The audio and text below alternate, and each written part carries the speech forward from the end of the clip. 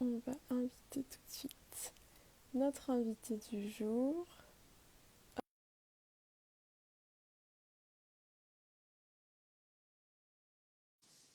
Donc, bonjour à tous, bonjour aux personnes qui sont en train d'arriver. J'attends que Najine se connecte et Et il faut que je tourne l'écran. Voilà, c'est effectivement, mieux. ça... Ah Voilà. ben voilà, c'est bien, là je te vois, c'est Bonjour, parfait. Et ça va? coucou, oui Oui. ça va, je vois que tu t'es fait couper les cheveux, toi aussi t'es passé par le tac. Oui, bah vraiment court pour le coup. Ouais, ouais c'est Voilà. ça. Bon, bah, Bon. écoute, je suis hyper contente que tu sois là, vraiment, parce que je trouve que c'est vraiment un sujet qui est très peu abordé, Hmm. enfin, de façon générale, en naturo même, enfin, le lien entre l'acné et la thyroïde. Et en plus, je suis la première concernée, et toi Oui, aussi, il j'ai me cru semble. comprendre. Voilà, c'est ça. Tant qu'à faire. Donc voilà. Donc c'est vraiment l'occasion pour nous de parler de ce Hmm. sujet et donc voilà. Je sais que ça va apporter énormément de valeur aux personnes qui sont là parce qu'il y a vraiment un lien qui est fort Hmm. et comme je dis toujours en fait l'acné c'est qu'un symptôme de quelque chose. Il faut remonter à la cause de la cause de la cause et la thyroïde C'est ça peut ça. être vraiment l'une Ça peut des être une cause, on en reparlera, mais il y a beaucoup de causes de l'acné en fait qui sont causées par une thyroïde qui peut être ou trop basse ou trop forte. Mais ouais, il y a vraiment beaucoup de choses, à mettre en corrélation et effectivement, c'est pas quelque chose dont on parle et c'est pas quelque chose que moi, avant de m'intéresser à l'acné, je m'étais pas penchée dessus et alors oui, je pensais aux oestrogènes, progestérone, je pensais à la digestion, dysbiose et cetera. Mais en fait, c'est au fil des consultations, je me suis rendu compte que, bah, pas à chaque fois, mais dans une grande partie des cas, il y avait la thyroïde qui était, en hypothyroïdie frustre, donc un peu basse, quoi. Donc voilà, avec des implications derrière, mmh. Ok, ouais, bah donc c'est trop cool. Je suis trop contente de t'avoir vraiment, donc merci beaucoup bah, pour ton temps et pour bien Avec pouvoir plaisir. nous parler de ça aujourd'hui. Mmh. Je te laisse te présenter si tu veux pour ceux qui te connaissent pas. OK. Alors du coup, moi c'est Nageline, c'est mon vrai prénom. Je suis naturopathe et je me suis spécialisée dans l'accompagnement des femmes, adultes qui sont sujettes à l'acné. Et ça me tenait à cœur parce que moi-même, il y a quelques années, voilà, j'ai eu des épisodes de poussée d'acné sans que je comprenne pourquoi. Donc quand j'ai décidé de devenir naturopathe, c'était assez naturellement que j'ai voulu aller sur cette spécialisation. Et voilà, du coup, j'accompagne, au quotidien, plein de femmes qui ont, ces soucis-là, de peau. Mmh. Et pas que de peau parce que voilà, on se rend compte que derrière, il y a, tout plein de choses qui vont pas. Ouais, Mmh. c'est clair. L'endométriose aussi, mais bon, c'est un autre sujet. Peut-être qu'on pourra faire un autre live sur ça si tu veux, Ah bah, carrément. Mmh. mais ouais, c'est tout est lié et puis l'intestin c'est très très très en Mmh. lien aussi avec tout ça. Tout à Donc fait. Et toi du coup, et par moi rapport à l'acné, oui. et moi par rapport à l'acné, qu'est-ce que Bah, en fait, pourquoi voilà, je pense que tu es, enfin ton compte est très axé sur l'acné et qu'est-ce qui fait que, voilà, tu as voulu te diriger vers l'accompagnement des femmes, ou pour aider les femmes qui ont de l'acné? Bah parce que moi j'ai eu vraiment une acné sévère et que j'ai vraiment beaucoup souffert de ça, aussi bien sur l'aspect on va dire physique, ben le fait d'avoir de l'acné, le fait que ça fait mal physiquement Ouais. et puis moralement en fait je me sentais tellement mal dans ma peau, tu vois, j'avais tellement honte de moi, je me sentais horrible, c'était vraiment l'enfer quoi dans psychologiquement. Et puis moi, c'est un peu comme toi, quoi. C'est en tâtant mon propre terrain que j'ai découvert qu'il y Mmh. avait des liens entre les émotions, le stress. Je vivais un deuil que je refoulais totalement. Mmh. J'avais arrêté la pilule. J'étais vraiment pas au mieux dans ma tête, dans ma vie. Et ben clairement, ça se ressent sur le corps, quoi. Il y avait beaucoup de colère, beaucoup d'émotions refoulées. Et ben ça impacte différents organes et ça impacte la peau. Mmh. Et il y a vraiment un truc que j'ai découvert et que que j'ai revu encore une fois, là, il y a très peu de temps, c'est que le stress ou un événement, voilà, particulier qui vient bousculer ton équilibre, ben ça peut te redonner de l'acné. Et si tu veux guérir de ça, et ben il va falloir apaiser ton système nerveux.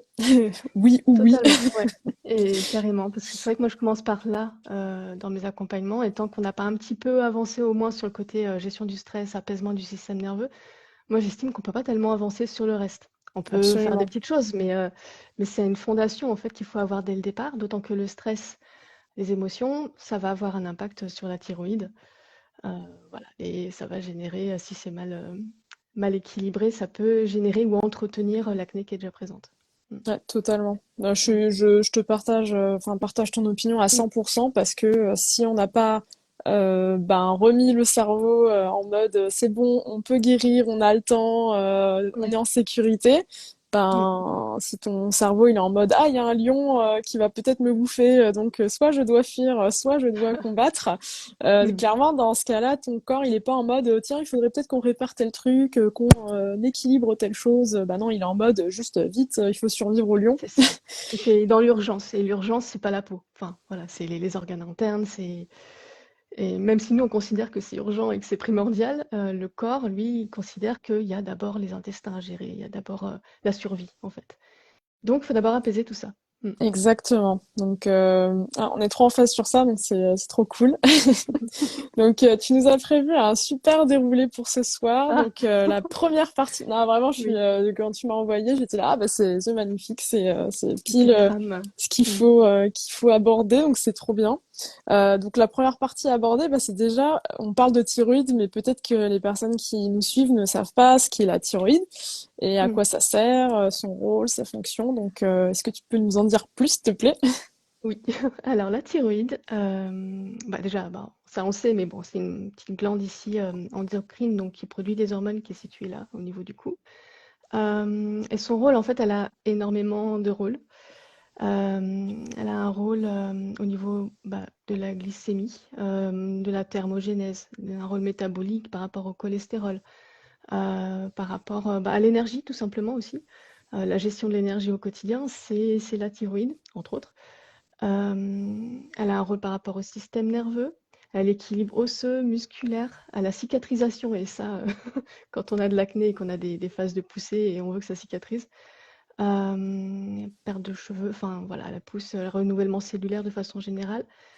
Le transit, et ça a un rôle aussi, et ça c'est important pour l'acné aussi, dans tout ce qui est production des autres hormones, notamment des hormones stéroïdes sexuelles, donc oestrogène, progestérone. Donc s'il n'y a pas assez d'hormones thyroïdiennes, il n'y aura potentiellement pas assez d'hormones sexuelles pour l'équilibrer les cycles menstruels, et donc avoir un cycle équilibré et donc une peau équilibrée. Mm. Voilà Et pour les donc, rôles. dans ce cas-là, la thyroïde, c'est un lien justement après sur si t'as peut-être un déséquilibre oestrogène-progestérone, j'imagine. Mm. Complètement. Et peut-être qu'on le reverra après, mais ça s'auto-nourrit parce qu'en fait, quand on a un déséquilibre de la thyroïde, ça entraîne un déséquilibre oestrogène-progestérone, mais quand on a un manque de progestérone, ça va aussi empêcher la conversion des hormones produites par la thyroïde. Donc en fait, c'est un peu un Hmm. cercle vicieux, et Ah c'est ouais, vrai c'est ouais. que, et bon, pour parler là de mon cas actuellement, je sens que je suis un petit peu en thyroïde basse, j'ai relevé quelques symptômes, et en plus j'ai une progestérone qui, à mon pense, est un peu basse aussi. Donc je suis en train de, enfin Pareil. sur moi, je me fais mon plan naturo, je suis en train d'essayer de remonter ma progestérone, de remonter voilà, ma thyroïde. Mais ouais. Ah, moi, du coup, pour le moment, j'ai pas, heureusement, l'acné qui revient, mais j'ai des cycles qui sont un peu moins réguliers que ce qu'ils étaient avant, alors que moi, je suis un truc, une Un pendule, quoi. coucou. C'est ça. Donc là, voilà, c'est des petits signaux d'alerte. Il y en a plein d'autres. Il y a plein d'autres symptômes qui peuvent être annonciateurs d'une thyroïde, soit en hyper, soit en hypo. Il y a pas mal de symptômes. Voilà, après, il faut savoir les détecter. Et parfois, il y en a qui sont de faible intensité, donc on les met de côté. On dit, bon, c'est rien, mais en fait, Ouais. si. Mm. Ouais. Et je sais pas si toi c'est corrélé, mais je sais que pendant l'hiver, en fait, on est plus sensible en fait quand on a des problèmes de thyroïde, que en fait Mm. naturellement on va moins bien dans les phases d'hiver et on va naturellement mieux quand c'est Mm. l'été. Donc, est-ce que c'est Oui, pas après, aussi lié à je la pense saison la pour nous? c'est ça. Puis il y a l'histoire de la thermogénèse, donc la gestion de la chaleur par le corps. Et quelqu'un qui sera en hypothyroïdie va avoir plus de difficultés à supporter le froid. Enfin, son corps aura plus de difficultés. Ça va lui demander beaucoup plus d'énergie de réchauffer les organes, le corps, etc. Et donc, ça va se ressentir sur l'énergie générale de la personne au quotidien. Donc oui, on est un peu plus raplapla en hiver. Mm. Ouais, c'est ça. Ok, bon ben, je pense qu'on a vu ben, tous les rôles, on va dire, assez essentiels de la thyroïde. Du coup, Mm. là, ce qui nous intéresse, c'est l'acné. Donc, est-ce que tu peux nous en Oui. dire plus sur bah, le lien qu'il y a entre l'acné et la thyroïde? Qu'est-ce que tu fais comme lien entre les deux? Alors, si on reprend les causes en fait qu'on voit classiquement de l'acné, les causes de l'acné, souvent on parle d'acné, ben, on en parlait tout à l'heure, d'acné hormonal, donc vraiment les déséquilibres des hormones dites sexuelles, donc l'équilibre oestrogène et progestérone notamment. En fait, pour produire le bon taux en équilibre d'oestrogène et de progestérone, il y a besoin de l'hormone T3. Alors, je vais peut-être faire un petit point d'abord sur le T3, T4, TSH, tout ça, tout ce que c'est, Ouais, plutôt que rapidement. En fait, dans le cerveau, on a des glandes endocriniennes, on a des glandes régulatrices du corps, et notamment on a l'hypothalamus et l'hypophyse. L'hypothalamus envoie des signaux, envoie une hormone qui s'appelle TRH à l'hypophyse, qui en réaction envoie une hormone qui s'appelle TSH, qui est la plus connue, et elle l'envoie donc à la thyroïde. La thyroïde, en réaction, si elle va bien, elle produit un tout petit peu de T3, mais surtout de la T4, euh, et elle l'envoie, enfin, très schématiquement, elle ouais, l'envoie au rein, mais surtout au foie, qui va convertir cette T4 grâce à des cofacteurs, zinc, sélénium, protéines, etc. Elle a besoin de plein de choses. Et donc, elle se transforme en T3. Et cette T3, ensuite, elle est envoyée aux cellules. Toutes les cellules, en fait, ont des récepteurs à cette T3. Donc, il l'envoie aux cellules qui fonctionnent grâce à cette T3 envoyée par la thyroïde et transformée par le foie. Voilà.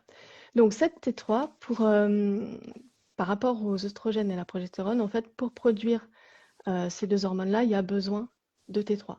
Donc, quand on a une thyroïde faible ou un foie qui n'arrive pas à faire la conversion, pas assez de T3, donc pas assez d'œstrogène, progestérone. Pas dans le bon équilibre en tout cas. Ça crée un déséquilibre qui peut créer de l'acné. Et comme je disais tout à l'heure, du coup, un manque de progestérone, que ce soit pour cette raison-là ou pour une autre, ça va baisser la conversion de T4 en T3 au niveau du foie. Donc c'est un vrai, un vrai cercle vicieux. Voilà, sur cette partie-là. Après, il y a aussi une hormone auquel on pense moins parce qu'on pense, la prolactine, en fait, on pense souvent que c'est lié aux femmes enceintes, l'allaitement, ouais. voilà, qu'on n'a pas à s'en occuper. Mais en fait, même quand on n'est pas enceinte, on peut en produire, on en produit. Et quand elle est produite en excès, ça va faire pas mal de symptômes, mais notamment, ça va baisser la fonction thyroïdienne. euh, Ça va baisser l'ovulation, en fait. Euh, C'est ça, la baisse de enfin, la thyroïne qui est un peu faible va augmenter la production de prolactine, qui va perturber l'ovulation et donc perturber le cycle et les hormones dont on parlait tout à l'heure, oestrogène, progestérone, et donc potentiellement aussi créer de l'acné. Donc, quand c'est pas Hmm. d'un côté, c'est de l'autre. Voilà. Et après, bon, après, évidemment, il y a l'hyperandrogénie avec la testostérone, c'est-à-dire qu'un déséquilibre de la thyroïde peut aussi déséquilibrer au niveau des surrénales la production de cortisol, la production de testostérone. Il y aura davantage de transporteurs, il y a une baisse des transporteurs de la testostérone dans le sang. Donc ça va se balader de façon plus libre, donc ça va augmenter le taux de testostérone et donc le sébum et donc Hmm. l'obstruction des pores et donc de l'acné. Ouais, parce que Voilà. la testostérone libre, en fait, elle va se mettre sur les récepteurs au lieu d'aller où Où il aller faut. ou d'être Bah, c'est ça. converti. Ouais. Donc ça va créer un déséquilibre de toute façon et puis on va retrouver les problématiques de peau qui s'en suivent. Et parfois, ça peut être un peu de tout ça mélangé, évidemment. C'est ça, sinon Voilà. c'est pas Bah oui. rigolo. Oui. C'est trop Donc voilà, facile. donc ça c'est pour la cause hormonale. Après, il y a la cause digestive, Hmm. enfin les causes digestives. Alors, Ouais. la thyroïde, un des marqueurs principaux, ça va être la constipation.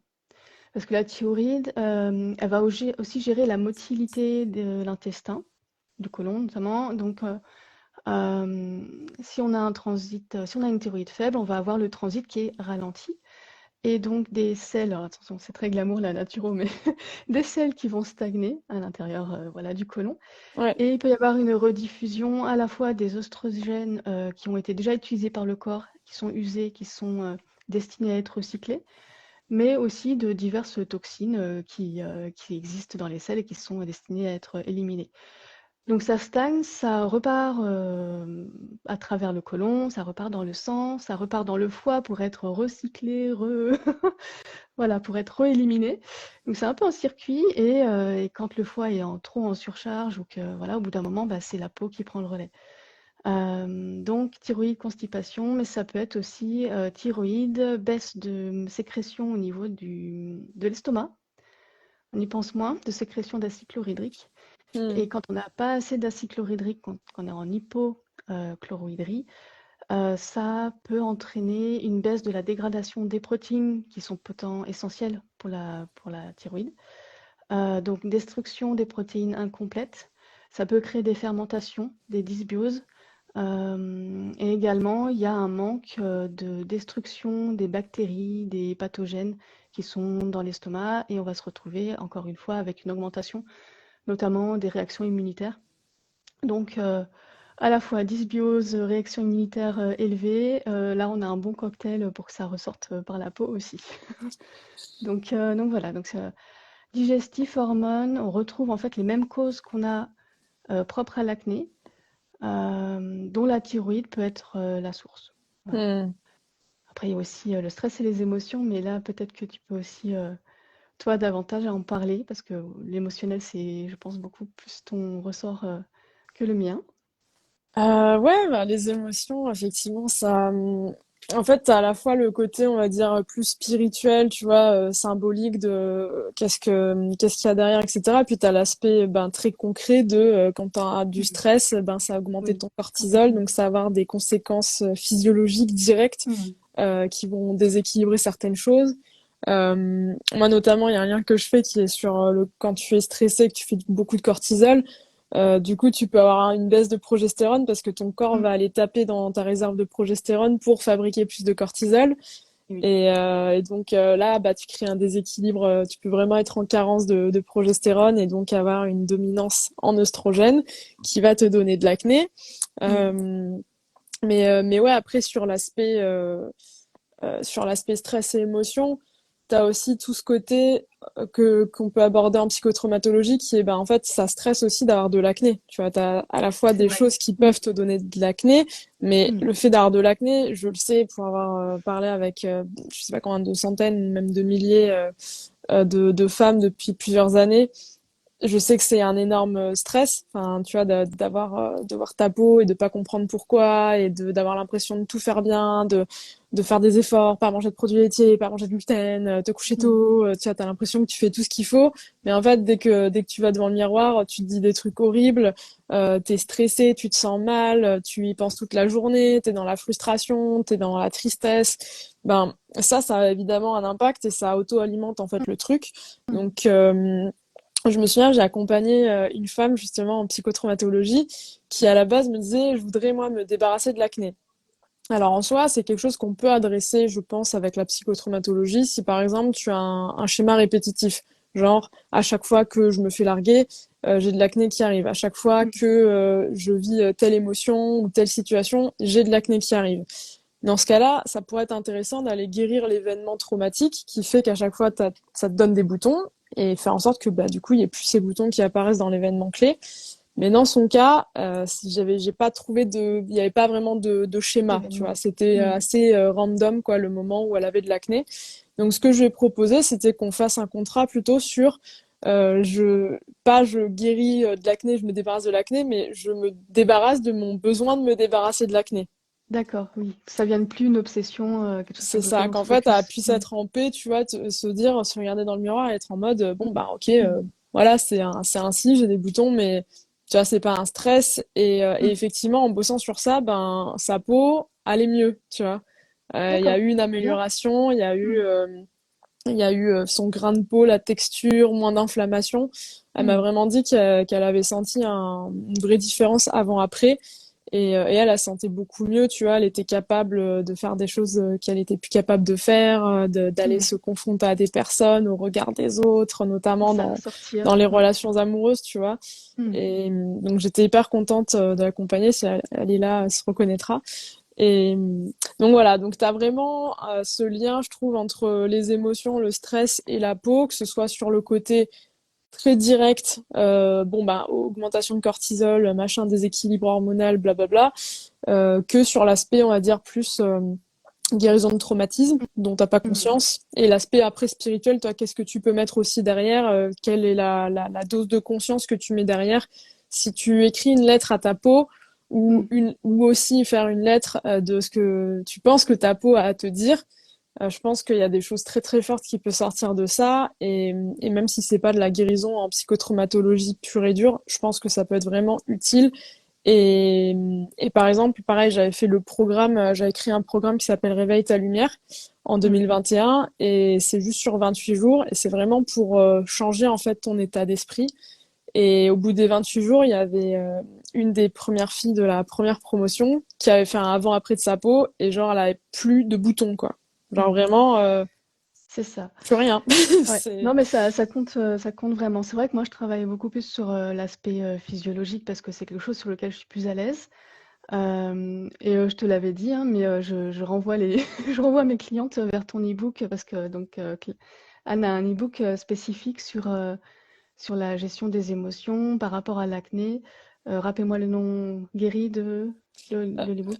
alors le e-book là pour l'instant je C'est l'ai guéri. retiré Ah, parce bah qu'on est en voilà. train de le redesigner et de le Ok. ressortir Mais il est bientôt. très bien. Enfin, Mais c'est Guéris franchement, ton passé.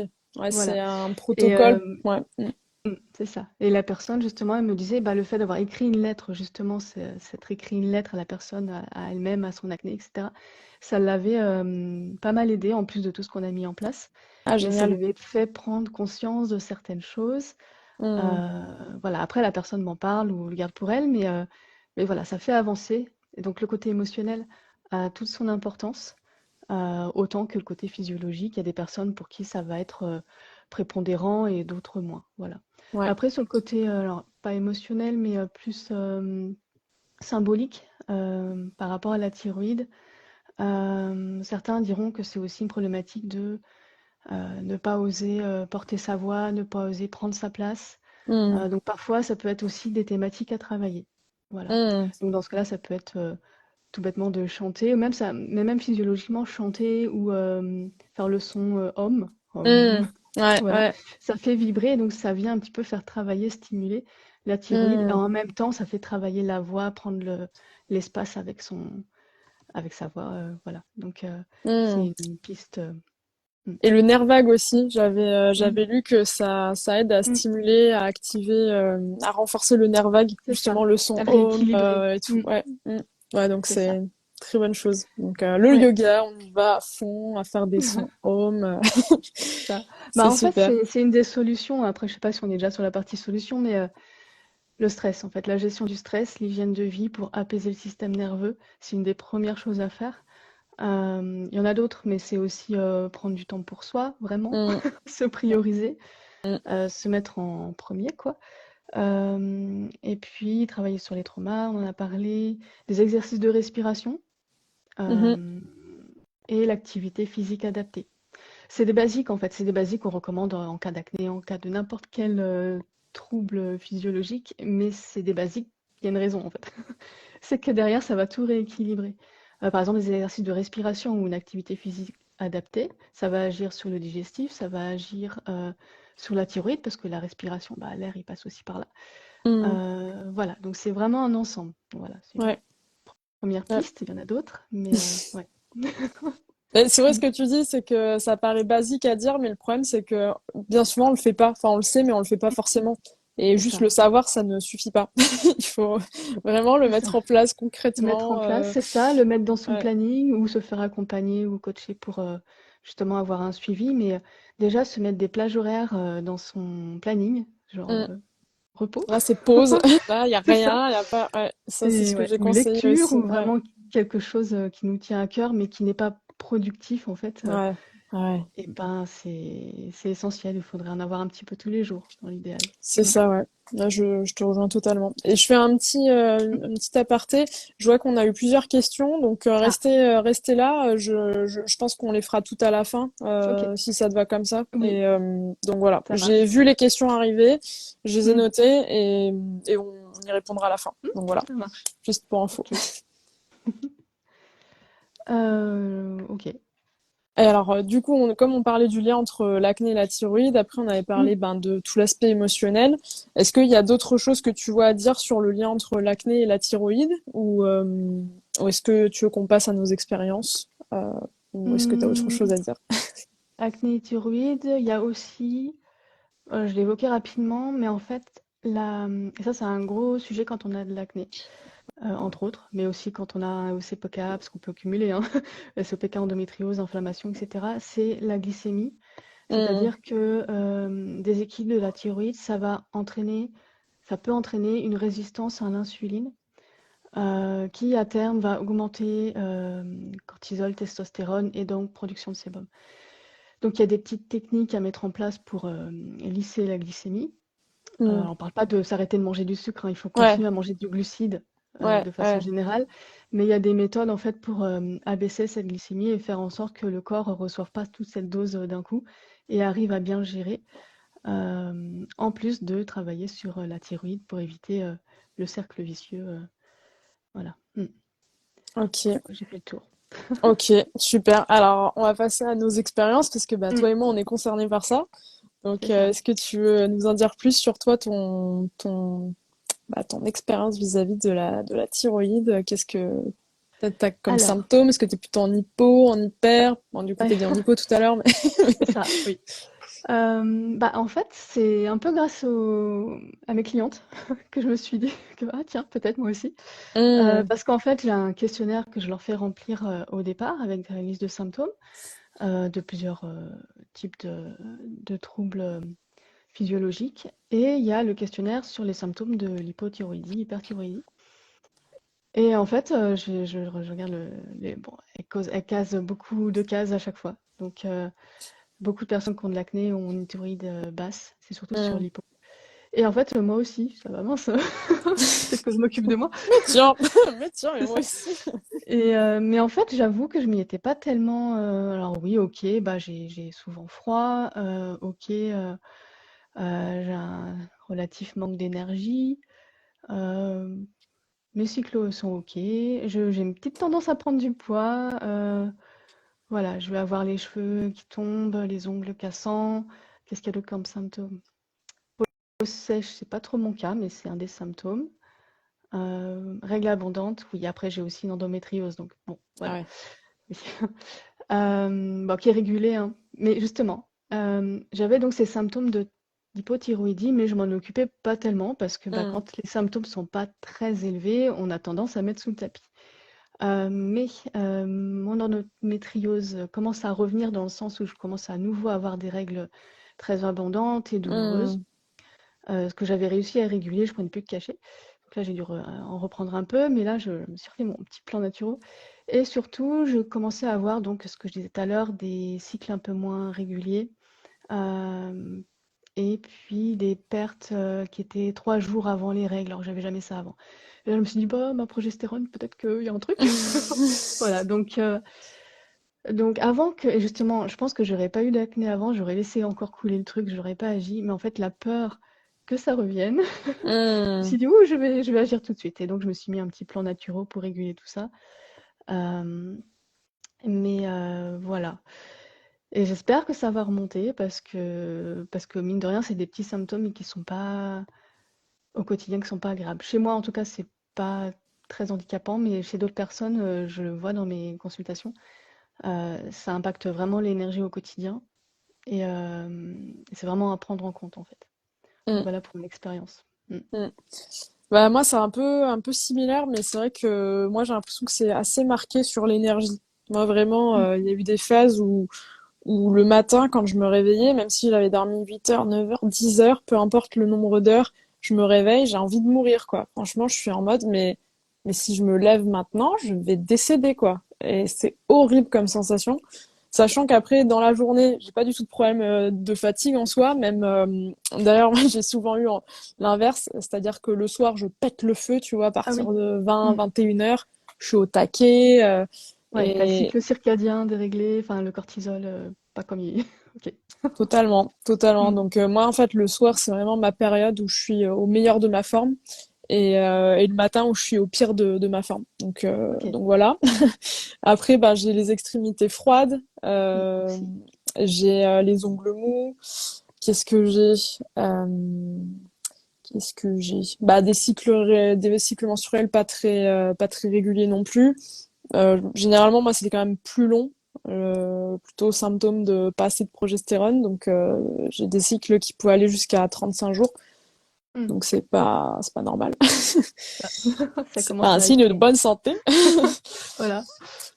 Mm. Qu'est-ce que j'ai d'autre? Qu'est-ce qu'il y a d'autre comme symptômes qui sont liés à ça? Ah bah, la frilosité, pareil, hein, d'ailleurs, c'est ça, c'est très drôle, c'est que parfois, en fait, enfin, je suis tellement à l'écoute de mon corps que, par exemple, c'était qu'en 2018, j'étais devenue végane pendant 3 semaines, parce que je devenais du jour au lendemain pauvre et que je pouvais plus me payer des protéines animales. Donc, j'ai dit, bon, ben, j'étais déjà, en fait, quasiment végétarienne à Mm. l'époque et pour des convictions notamment tu vois pour le bien-être animal etc et l'environnement et puis bon ben du coup je suis passée végane et j'ai pas enfin je mangeais hein, quand même des Mm. légumineuses des protéines végétales etc mais pas assez et là clairement ma santé en a pris un énorme coup. Notamment ma peau ne cicatrisait plus du tout Mm. plus du tout donc Bah, le zinc est difficilement trouvable en dehors des protéines animales. Du coup, le zinc qui aide beaucoup, enfin notamment. Enfin voilà, hmm. ça peut être une piste, mais oui. Mm. Ouais. Ouais. Bah, et ça, et, ouais, et puis bah, du coup, le manque de protéines, quoi, d'acide aminé, tout Oui. simplement, je pense, ça, Mm.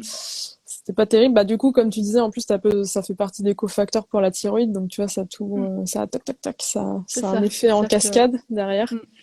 Donc, ouais, et en 2021, pareil, j'écoute mon corps et je me rends compte qu'en fait, je suis vraiment, déprimée. Ah oui, dans les symptômes aussi, j'ai un peu Oui, le je vois. syndrome dépressif, tu Mm. vois. D'accord. Naturellement, en fait, je suis plutôt, tu as tendance à voir les choses négativement et tout. Donc c'est vraiment chiant quand c'est comme ça. Mm. Mais bon, j'apprends à vivre avec ça et à justement accepter que ben c'est pas moi, tu vois, c'est pas moi qui suis une personne négative, mais qu'en fait quand ma thyroïde n'est pas au top, ben mes idées ne sont pas au Bah, top non plus, mais qu'on peut s'aider. Donc ça c'est bien. Et en 2021, donc je voulais absolument vivre dans le sud de l'Europe pour être à la chaleur, pour être au ah soleil. oui, oui, donc ça a Et, impacté ton et je choix de vie. pense, ouais, et je pense que, et tu vois, quand je suis arrivée à Malaga, donc il faisait quand même très très chaud en été, tu vois, on avait au quotidien 35, tu vois, à peu près. Mais Mm. moi, je le vivais pas mal. Tu vois, moi, je supportais Mm. bien la chaleur. Et quand j'ai commencé à travailler sur ma thyroïde, ben, l'année suivante, j'ai beaucoup moins supporté la chaleur en été. Et j'ai mieux supporté le froid en hiver. Mais Ah je oui, pense que tu vois, instinctivement, mon corps qui était c'est en régulé. hypothyroïdie s'est dit, ouh là là, on a besoin de chaleur, on a besoin de soleil, ça va nous faire du bien pour la thyroïde. Donc, tu vois, j'étais là, il faut absolument que j'aille vivre dans le sud de l'Europe. Et puis, ben, je suis Mm. partie à Malaga. Donc, c'est assez marrant, je trouve, comment notre corps parfois sait exactement ce dont il a besoin Il a si on prend besoin. le temps d'écouter, quoi. C'est Donc, ça. Puis la vitamine D, qui est synthétisée grâce au soleil, par la peau, etc. La vitamine D bah, fait partie des cofacteurs importants pour la conversion. Et d'ailleurs, s'il en manque, hmm, ouais, c'est ça. S'il en manque, c'est la T3 peut devenir inactive et elle s'appelle dans ce cas-là T3 reverse. Et elle est plus utilisable par les cellules. Et c'est notamment une des causes, c'est un manque de vitamine D. Donc c'est ouais. Donc il faut hmm. s'exposer au soleil, mais pas le soleil de, de Planété à 14 heures, Voilà. mais le soleil, c'est ça, le soleil du matin en toute saison. Voilà, s'exposer les bras, prendre du soleil sans crème solaire. Je vais me faire taper dessus Ouais. peut-être, mais Ouais. Non, c'est non, un non, peu bah le. non, Mais voilà. Mm, non, parce que moi aussi j'en suis revenue de ça. Enfin, mm. j'ai envie de dire après c'est adapté à chacun, tu vois, parce que C'est par ça, exemple il y oui, a si on a une certaines rosacée. personnes, Mm, Ouais, puis il y a certaines personnes qui vont voir que même en hiver, même si on est sur un indice UV de 0, ben, qui vont avoir la peau qui est hyper sensible et Hmm, qui vont faire de la mélanine alors qu'on c'est ça. t'en ferait pas normalement. Donc il y a certaines personnes qui, oui, vont vraiment voir une différence en mettant de la crème solaire même en hiver. Mais de façon générale, moi, j'ai plutôt la tendance aujourd'hui à dire, ben, mets pas de crème solaire. Si Hmm, tu t'exposes, je veux dire, à 15 minutes dans la journée au soleil et que c'est pas à 14 heures, machin, bon, en plein été, au oui, contraire, ça va te permettre justement de synthétiser de la vitamine D. c'est ça. Et, Hmm, euh, et voilà, c'est pas néfaste pour la peau, tu vas pas attraper un cancer comme ça, ou oui. ça va pas forcément foncer énormément les Hmm, taches, donc les taches ou tu vois les boutons, épaissir hmm, la peau. Donc c'est une question de dose, quoi, une question en c'est fait ça. de bon sens. Si effectivement il y a un indice UV qui est très fort et, euh, et que tu dois t'exposer longtemps, oui effectivement, là Hmm, évidemment il faut se protéger évidemment. avec Eh oui. un SPF. Mais Hmm, si on est en automne, en hiver, au printemps, et que voilà tu t'exposes pas beaucoup, c'est pas forcément utile, quoi. En tout cas, d'un point de vue hmm, santé, c'est pas forcément ouais. utile. Et C'est pas après, d'un utile et point de ça peut vue même esthétique, être délétère, voilà, de se priver totalement de vitamine D parce qu'elle est difficile à trouver à part l'huile de foie de morue. ouais, Voilà, il y ouais, a un complément alimentaire évidemment après, mais bon, tant qu'on peut le faire de façon naturelle, c'est aussi bien. c'est Parce ça. que c'est bon pour l'immunité aussi. Enfin, Bah, plein de choses. pour tellement de trucs. Mais oui, c'est ça. Et puis Mm, en hiver, enfin, les saisons, voilà, où on est moins exposé, ben, c'est que la tête quasiment qui est en contact mm, avec l'extérieur. mm. Donc, peut-être les mains, voilà, les mains si t'as Oui, pas de gants. c'est Donc, ça. bah, y a pas trop le choix, quoi. Mm, Donc, ouais, je te rejoins, moi, sur le côté SPF. Je suis pas pour mettre du SPF tout le temps, peu importe les conditions, 100% du temps. Enfin, voilà. Pour moi, ça doit être fait intelligemment. c'est ça. Ok. Du coup, je sais plus où on en était. Bah, en fait, on était en train de Sur parler les de nos expériences solutions. avec Oui. Mm, l'hypothyroïdie, puisque du coup, nous, toutes les deux, on est concernées par mm. l'hypothyroïdie. Ah oui, et ben moi, dans mon cas, aussi, dans les symptômes que j'ai, moi, tu sais, quand je fais le test du verre avec le bicarbonate de soude, Oui, moi, c'est je ne vrai. rote jamais. Enfin, je n'ai jamais roté en prenant ça. Ok. Ça n'est jamais arrivé. Mm. Et je le fais faire à mes clientes et c'est rare qu'il y ait un RO qui arrive rapidement. Ouais, J'avoue que moi, sur ce côté-là, personnellement, j'ai pas ce souci-là. Ça vient assez rapidement. Mais oui, c'est quelque chose de récurrent. ouais. Voilà. Donc, Et bah, moi, j'ai ça. l'hypochlorhydrie, c'est pareil, quelque chose auquel on pense pas. Alors, je dis pas que c'est la cause première de l'acné, mais ça peut y contribuer parce que mauvaise digestion des protéines et puis intrants de pathogènes non détruits. Hmm. Donc dysbiose, donc immunité, donc voilà. Et tu Donc ça penses peut que être dans ce cas-là, est-ce que tu penses qu'on est obligé de prendre des trucs comme bétaïne. ouais, comme la bétaïne, genre Bétaïne. t'es obligé d'en prendre pour toute ta vie ou genre il y a un moment où la machine se Non. relance? Alors, pour les personnes qui le supportent ou qui n'ont pas d'intolérance, ça peut être un soutien avec du vinaigre de cidre aussi. Ça dépend des personnes. Il y a des personnes qui ont des ulcères, on va pas. Voilà. Hmm. Mais ça peut être simplement ça, en cure, parce qu'effectivement, il ne faudrait pas le rendre fainéant. Mais c'est aussi de remanger des protéines animales, c'est-à-dire de réhabituer l'estomac à produire l'acide chlorhydrique parce qu'il y a un besoin de produire l'acide chlorhydrique. Mais quelqu'un qui mange peu de protéines animales, de l'estomac, mais on va aussi, il faut pas lui faire remanger d'un coup plein de protéines animales alors qu'avant elle en mangeait peu. Il faut que ce soit progressif. Voilà, de façon à réhabituer la production d'acide chlorhydrique. Il faut aussi du coup travailler sur la thyroïde pour que ça puisse aussi être enclenché par ce biais. Voilà, mais après la bétaïne, on peut la recommander, bétaïne HCl, mais oui, c'est sous forme de cure et en mettant tout plein de choses en place à côté. Que ce Ok. soit Et le vinaigre la de cidre, béquille. c'est pareil, ce serait juste sur un temps donné, c'est pas à faire au quotidien. Parce que je sais qu'il y en a qui préconisent de prendre, tu vois, de diluer une cuillère de vinaigre de cidre avec de l'eau avant chaque repas, tu vois. Mais je sais pas si Alors c'est. moi, je le recommande pas forcément avant chaque repas. Moi, je préfère dire un repas, celui-là qui sera le plus protéiné de la journée. Hmm. Ça dépend des personnes, du coup. Et puis, idéalement, on tente sur 21 jours, on voit ce que ça donne. On refait le test déjà pour voir s'il y a une évolution. Ouais. Et puis quitte à refaire, mais en faisant une pause, en fait, ça peut être par exemple une pause pendant le temps des règles, comme ça rythme un petit peu, Hmm. voilà. Mais ouais, le but c'est de rééduquer, mais sans que ce soit des béquilles. Et ça vaut pour tous les compléments alimentaires et les plantes, etc. Ouais. Voilà, c'est vraiment le but, c'est un coup de boost, mais faut pas que ce soit, idéalement, faut pas que ce soit tout le temps. Mm. Ok. Ok, donc bien que de cidre à faire de temps en temps, mais pas. Mm. Ok. Ok. Eh ben, écoute, super. Donc, je pense qu'on va pouvoir passer aux solutions. Mm. Parce qu'on va parler des problèmes, on a parlé Et des oui, symptômes un petit peu. et tout. Euh, Ah, attends, Alors, non, pas... non, oui, pardon, juste avant avant oui. les solutions, on a parlé en fait de nos expériences, mais on n'a pas parlé en fait des symptômes, enfin, on va dire la liste complète. Bon, pour l'hypo, je pense on a cerné à peu près le truc, Mm. voilà, entre toi et moi. Mais par contre, on n'a pas parlé des symptômes de l'hyperthyroïdie, Oui. parce que c'est aussi une possibilité. Ouais, et d'ailleurs, j'ai eu une question qui peut être par rapport à une personne qui parlait des sueurs nocturnes. Et par exemple, en hyperthyroïdie, ça peut être un des symptômes parce qu'en fait, niveau de la régulation, la thermorégulation du corps, là, pour le coup, les personnes vont pas supporter la chaleur et elles vont diffuser de la chaleur. Enfin, voilà. Donc, c'est Hum, dans l'autre sens que l'hypo. Il va y avoir un transit rapide, donc des diarrhées, disons-le. Voilà, des ok. diarrhées, transit rapide et très souvent. Et ça, au niveau de l'acné, ça peut être impactant parce qu'en fait, les nutriments qui sont ingérés et qui partent trop rapidement n'ont pas le temps, les vitamines, les minéraux, les glucides, lipides, protéines, n'ont pas le temps d'être distribués aux cellules correctement, pas suffisamment.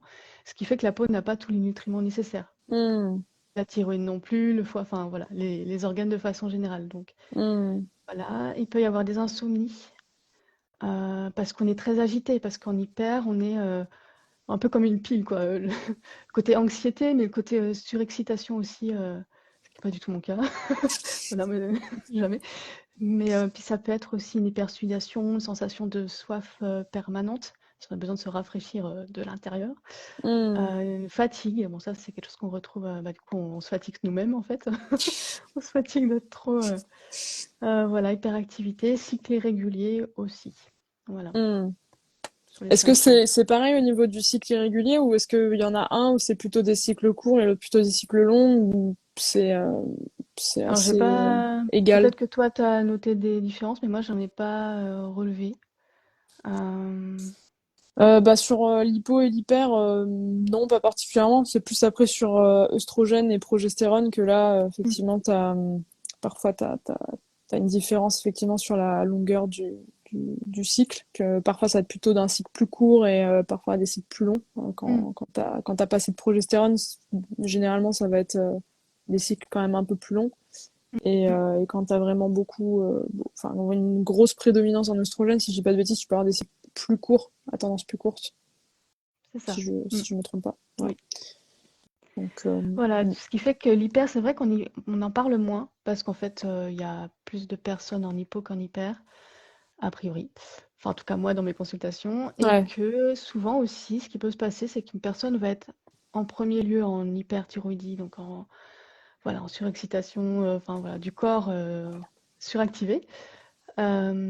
Sauf qu'au bout d'un moment, ça épuise le corps, ça puise dans les réserves, ça fait monter le cortisol, mais il redescend après d'un coup. Donc une Mm, personne en hyper peut se retrouver finalement en hypo, mais par épuisement. ah, Voilà. Donc au final, il y a enfin, au cumulé, je pense qu'il y a plus de personnes en hypo qu'en hyper. ah ouais. Mais il n'empêche qu'en hyperthyroïdie, ça peut causer, bah, on l'a vu sur les cycles, on l'a vu sur la digestion, ça peut causer des facteurs qui vont être propices à l'acné. Mm. Donc ça à prendre en compte aussi. Ok, ok. Mm. Super intéressant. Et au niveau des tests, comment on fait pour diagnostiquer si on est plutôt en hypo ou en hyper, puisque on peut pas juste se baser sur nos symptômes, évidemment, il faut aller tester tout ça. C'est ça. Après, les symptômes, ça reste important parce que parfois, les analyses vont pas détecter Ouais. suffisamment de marqueurs. Euh, et enfin, il faut écouter les signes de notre corps. Voilà. Alors, quand même, on peut faire des analyses, effectivement. Euh, souvent, ce qui est prescrit par le corps médical, ça va être la TSH. Ouais. La TSH, donc, Ah, c'est l'hormone. qui est pas suffisante. Bah, c'est ça, c'est pas suffisant parce qu'en fait, c'est juste, entre guillemets, c'est juste l'hormone euh, qui est, comment, euh, produite, parce qu'elle n'est pas produite par la thyroïde en fait, elle est produite par l'hypophyse et elle est envoyée à la thyroïde. Si dans le corps il manque de T3 pour les cellules, il va y avoir un mécanisme de rétrocontrôle, c'est-à-dire que le corps va alerter l'hypophyse que eh oh, on en manque, il faut reproduire encore de la TSH pour que la thyroïde refasse de la T3. Donc en fait, ce qu'on vient mesurer dans le corps, c'est ce taux de TSH qui est élevé si le mécanisme de rétrocontrôle se met en place, si on manque de T3. Hmm. Voilà. Et donc si la TSH est élevée, on est en hypothyroïdie. Ouais, parce qu'on manque Voilà. de T3. Voilà. Et que du coup, le corps reproduit encore de la TSH, reproduit pour venir compenser ce manque de T3. Hmm. Sauf que ça, c'est quand dans l'analyse, on voit la T3 haute, bah, c'est clair, on est en hypo. Si la T3 est basse, c'est clair, on est en hyper. Mais parfois, la TSH va être normale. Attends, t'as dit la T3, Oui, oui, je si me la suis trompée. T3 est basse, Non, si non, la c'est la T3 est TSH. C'est basse, ça, c'est après ça. Si la TSH est basse, on est en hyper. Et si la TSH est haute, élevée, on est on en va être hypo. en hypo. Ouais. Voilà. Mais en fait, la TSH, c'est un marqueur de la communication entre l'hypophyse et la thyroïde, mais c'est pas un marqueur de comment va la thyroïde. Hmm. Pour savoir comment va la thyroïde, pour savoir si elle produit assez de T4 qui va être transformé en T3, il faut mesurer la T4, il faut mesurer la T3. Parce que même si on a assez de T4, si le foie ne le transforme pas suffisamment bien, parce qu'il manque des cofacteurs, parce qu'il est surchargé, ok, on a assez de TSH, on a assez de Hmm. T4, mais on peut ne pas avoir assez de transformation en T3. Donc, il faut aussi mesurer la T3. Ouais. Donc, voilà, TSH, T3, T4. C'est les trois principales. Après, il y en a qui mesurent justement les cofacteurs. Mais il y a des controverses sur la fiabilité de la mesure du zinc, du fer, du Ah ouais. sélénium, de l'iode. Enfin, l'iode, non, c'est un peu plus sûr avec l'iodurie par les urines, mais voilà. Après, on peut aussi doser justement la T3. Si jamais les dosages sont pas clairs ou si malgré ce qu'on met en place avec les dosages qu'on met en place dans l'hygiène de vie ne fonctionne pas, il y a aussi la T3 reverse pour le coup à contrôler. Donc c'est la transformation de la T3 en une T3 inactive qui ne va pas être utile aux cellules. Et donc là, va falloir agir après. On l'a vu tout à l'heure sur notamment la vitamine D. Et il y a d'autres choses sur lesquelles pour agir sur la T3 reverse. Et là, j'ai un trou. Ça ne me revient pas. Je le remettrai en commentaire en dessous. Mais voilà, donc il y a ces analyses-là qui sont importantes. Et après, ce qui est important aussi, euh, là, c'est vraiment spécifique et c'est les maladies auto-immunes. Parce qu'on peut avoir une hypothyroïdie liée à Hashimoto, donc Ouais. maladie auto-immune qui vient détruire, entre guillemets, le fonctionnement, la thyroïde. Et dans ce cas-là, il faut aller doser les marqueurs anticorps anti-TPO. Et quand on est en hyper, mais lié à la maladie auto-immune de Basedown, super accent, Basedown, là, c'est les marqueurs anticorps TRAC qu'il faut aller traquer, justement. Mais voilà. Mais là, c'est vraiment rentrer dans le détail. Et quand on a des maladies Basedown ou Hashimoto, en général, on le sait, on est déjà suivi Ouais. en allopathie. Tandis que quand on a une hypothyroïdie qui est dite frustre, donc c'est-à-dire une TSH normale, et que parfois le corps médical ne va pas chercher plus loin, c'est là que, en naturopathie, on va essayer de chercher s'il n'y a pas la T3, T4 qui est en déséquilibre, que ce soit en production thyroïdienne ou en conversion du foie. Voilà, Hmm. pour les analyses. Et je te rejoins totalement sur ça parce que moi, c'est le cas. J'ai une TSH qui est normale, mais par contre, j'ai un déficit en T3. Mm. Et ce qui est hyper intéressant aussi, je pense que c'est important de le préciser, c'est que généralement, le médecin, s'il se dit, tiens, vas-y, soyons fous, on va tester la T3 et la T4 en plus de la TSH, Ça va être une analyse de sang. Donc en fait, c'est à un instant T que tu Mm. vois C'est comment est ça. ta T3 et ta T4 et ta TSH. Et parfois, tu peux avoir des résultats qui sont normaux et ton médecin va te dire, bah c'est bon, vos résultats sont totalement normaux, y a pas de souci. Mm. Bah, Alors de qu'en fait, l'intérêt d'écouter les symptômes aussi, de ouais, vraiment leur faire confiance en fait à notre ouais, corps. ouais. Non, et alors il y a les symptômes et il y a aussi le fait que moi, par exemple, j'ai fait des tests d'urine, tu vois, sur Mm. 24 heures. Mm. Et là, on a pu voir que Mm. j'avais une carence, vraiment, que je manquais vraiment de T3. Parce que c'était là, tu as l'image sur 24 heures de ce qui se passe vraiment dans ton corps Mm. pour ces hormones-là. Et donc là, on a pu dire vraiment, bon, bah là, ok, il y a hypothyroïdie. Mais sinon, si tu le fais juste avec une analyse de sang, tu peux avoir une hypothyroïdie, mais que tes résultats ressortent comme étant normaux. Mm. Et aussi, autre truc que j'ai découvert, on va dire, dans ces derniers mois d'apprentissage, c'est que même si tu es dans les normes des laboratoires, ça veut pas dire que tu es dans les Mm. normes de santé. C'est ça, les VOS, ouais, normes santé. Mm. Donc ça, c'est aussi hyper important à prendre en compte parce que parfois, on peut regarder ces résultats et se dire, ah bah c'est bon, je suis dans les normes de santé. C'est Et en ça. fait, on n'est pas enfin, je suis dans la norme du labo, donc je suis en bonne santé. Et en fait, non, ça veut pas du tout dire ça. Bah, pour exemple, ça dépend des labos, mais pour exemple, la norme pour être considéré en hypothyroïdie, c'est 4. Ça dépend des labos, mais voilà, en général, c'est autour de 4. Que la norme santé, c'est 1. Donc, Ah ouais, c'est ça. ah ouais. Donc, si on prend vraiment la norme santé, parce qu'en fait, les normes labo, elles sont calculées selon pas qui est, ce qui devrait être optimal pour la santé de chacun, mais selon la moyenne des gens. Et comme la moyenne des gens, a priori en ce moment, est en hypo, bah forcément, les, les taux sont rehaussés ou abaissés. Voilà. Si on prend une analyse d'il y a 15-20 ans, les taux étaient différents. Voilà. Ah ouais, c'est ça, ouais, Donc, c'est ça, ouais. ça évolue avec le temps Mm, et c'est par rapport à ça. Mais il y a William KDM sur mm, Instagram qui a fait une vidéo il y a pas très longtemps pour expliquer ça, justement, c'était hyper mm. intéressant, que en fait ils prennent 95% en fait de la population qui vient faire des analyses, ils enlèvent en gros 5% avant et 5% après ou 2,5 avant, enfin tu vois les résultats d'analyse les plus extrêmes en fait des deux côtés ils enlèvent un pourcentage de Mm. ces analyses extrêmes et ils font la moyenne de ce qui est au milieu C'est ça, et ils déterminent que bon bah en général la moyenne des gens a entre ça et ça. Mais ça veut c'est pas dire ça. que les gens qui font l'analyse sont en bonne santé.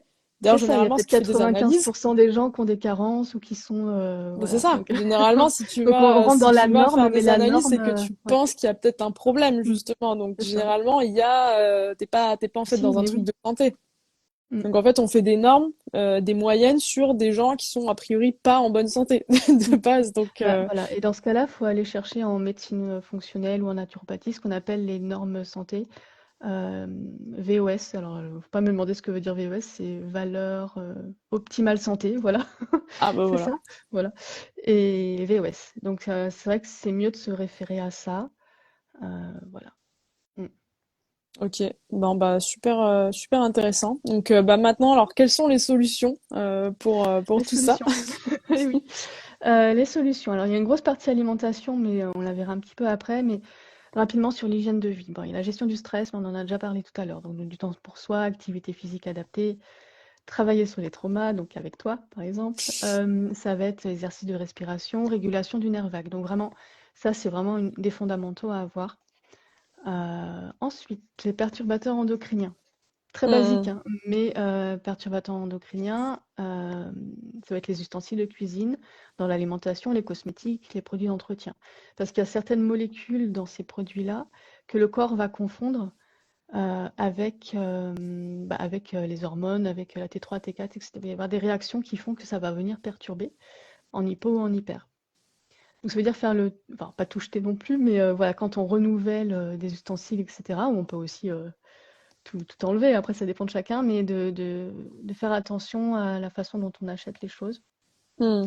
Euh, Ça va être faire attention à son cortisol et à la glycémie, le cycle circadien, on en parlait tout à l'heure avec la lumière naturelle, de s'exposer à la lumière du matin, d'avoir des heures de coucher, de lever et de repas qui sont à heure relativement fixe pour que justement son cycle et son énergie soient constante et que le corps s'habitue en fait et qu'on soit pas à faire les montagnes russes un peu tous les jours.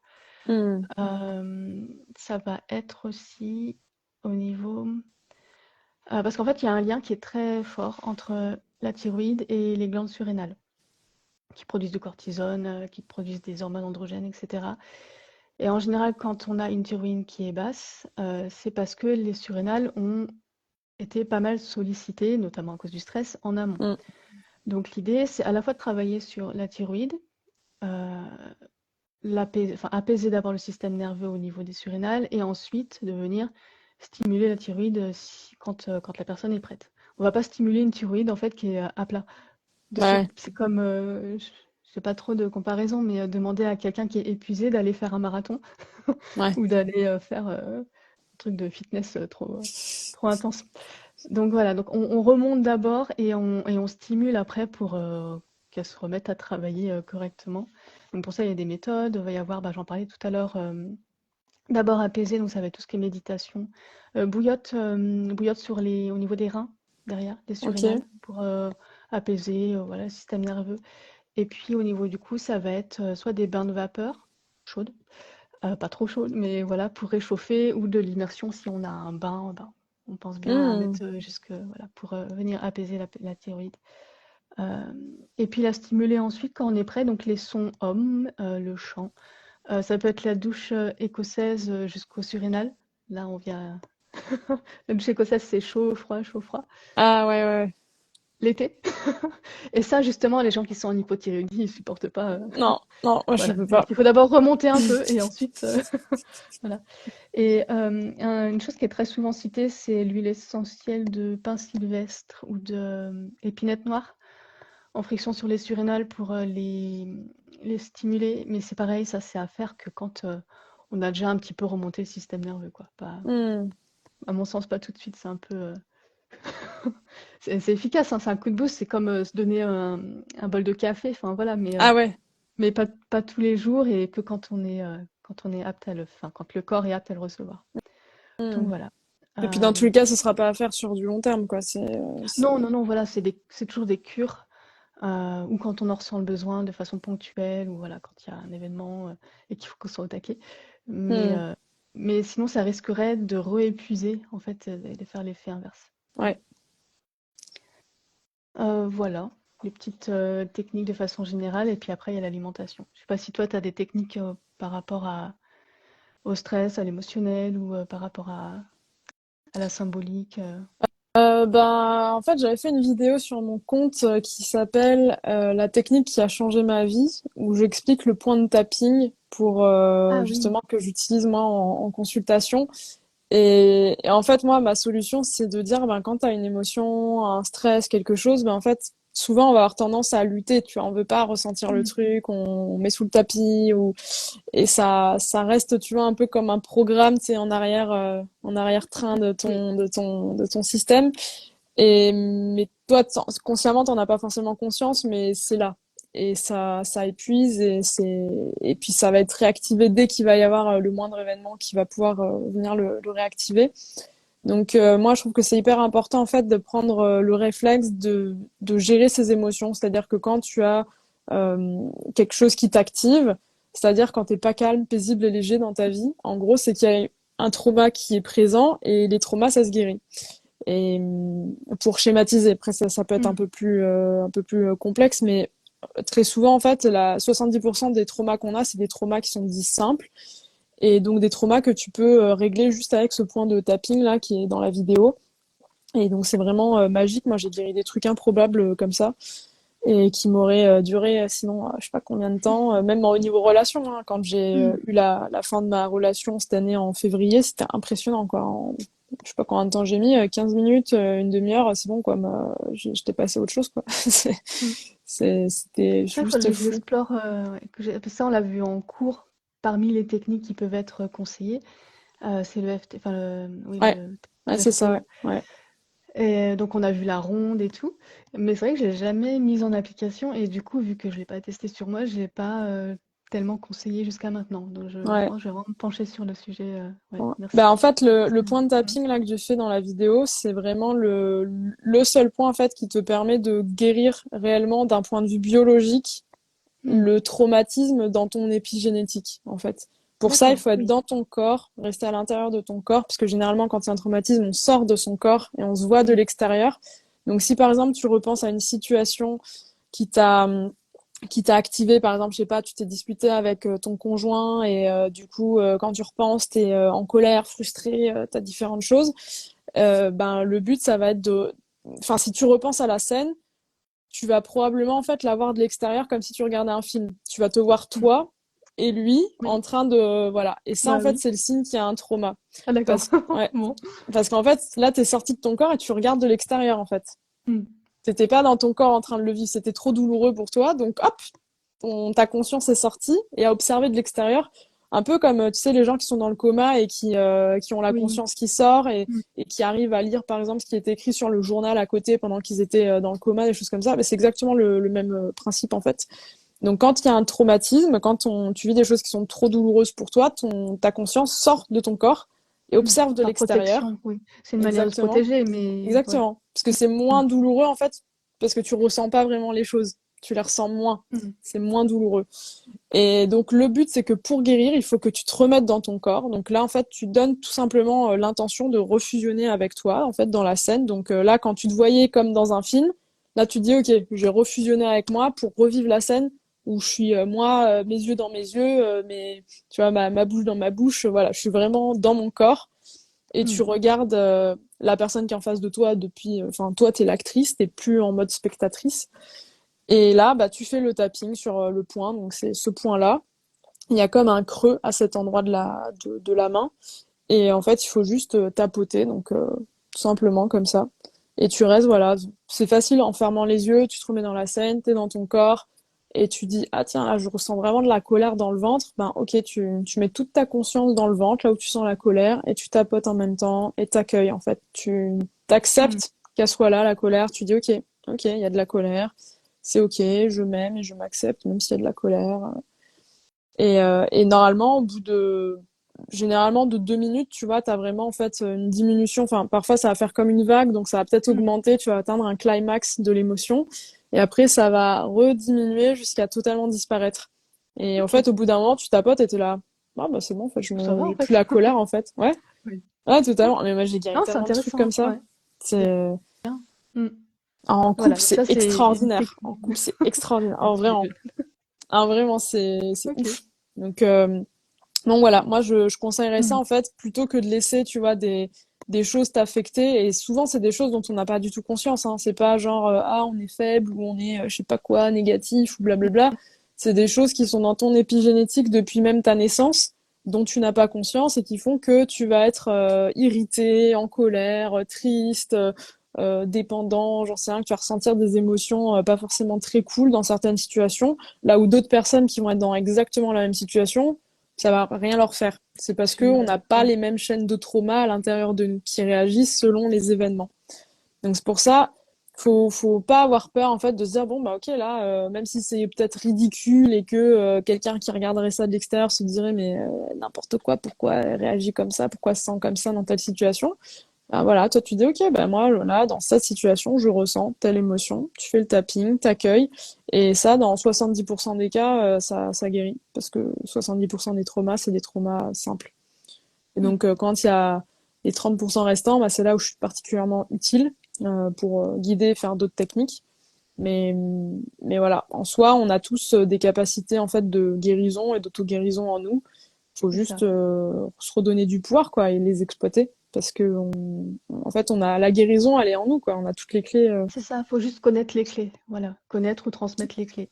Et la exactement. naturopathie, c'est ça. La naturopathie, il guérit pas. Et on donne pas des outils pour guérir. On donne des outils pour que la personne, pour que son corps ait les moyens nécessaires et suffisants pour rétablir l'équilibre. Voilà, tout Ouais, simplement.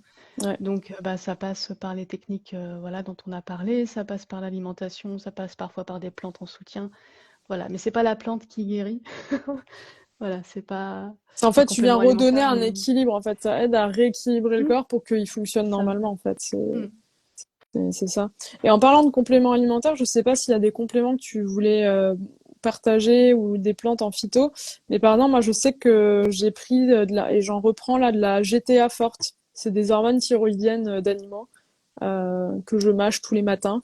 C'est dégueulasse. C'est vraiment un des pires trucs que j'ai mis dans ma bouche de toute ma vie. OK. Franchement, c'est immonde. Immonde. J'ai envie de vomir. C'est pour ça je suis là en train d'ouvrir ma petite gélule, de la verser dans la bouche et je suis comme ça en me bouchant le nez. Mmh. Et puis je mâche ce truc et après je bois de l'eau et sinon j'ai vraiment la nausée.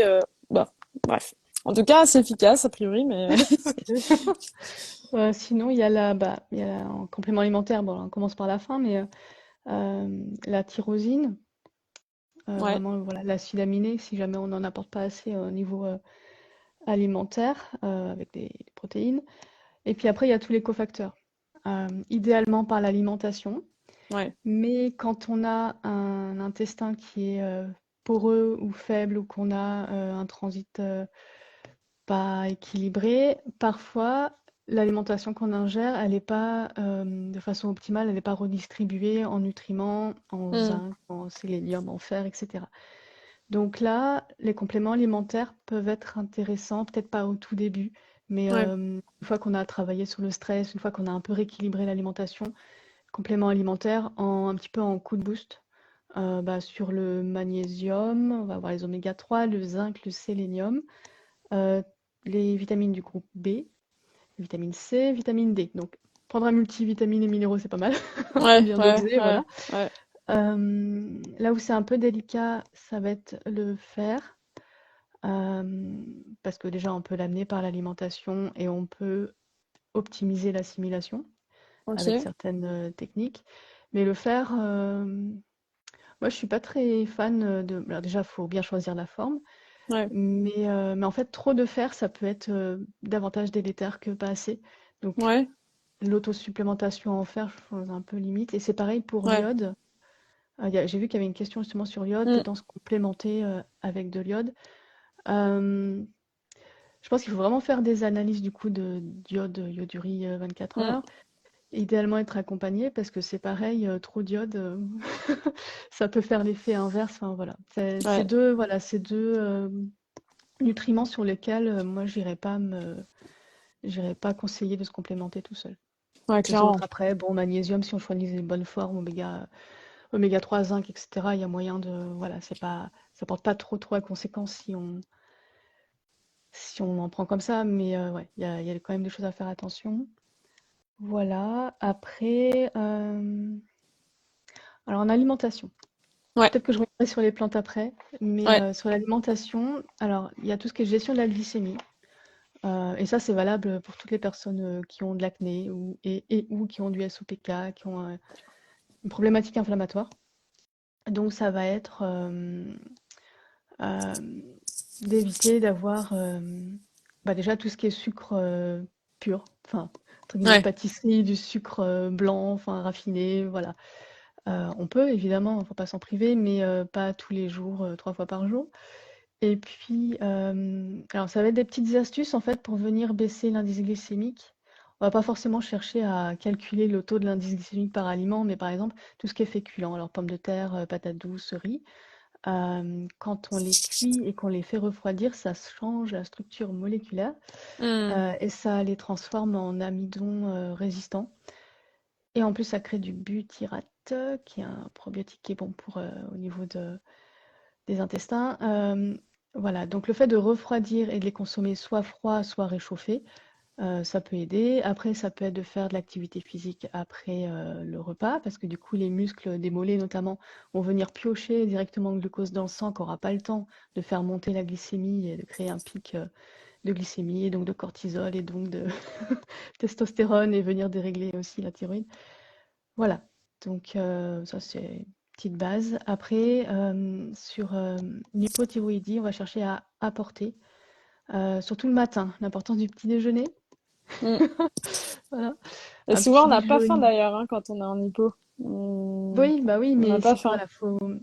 Alors, dans ce cas-là, quand on n'a pas faim, je peux le comprendre, ça va être de manger dès qu'on a faim et qu'en tout cas le premier repas soit un repas riche en protéines assimilables et avec des bons lipides. Et concrètement, s'il n'y a pas trop de glucides le matin, c'est pas grave. Donc le petit déj français, confiture, brioche, croissant, c'est vraiment pas l'idéal. Ça peut être de temps en temps un Chocolat chaud, dimanche. Voilà, Nesquik. c'est ça.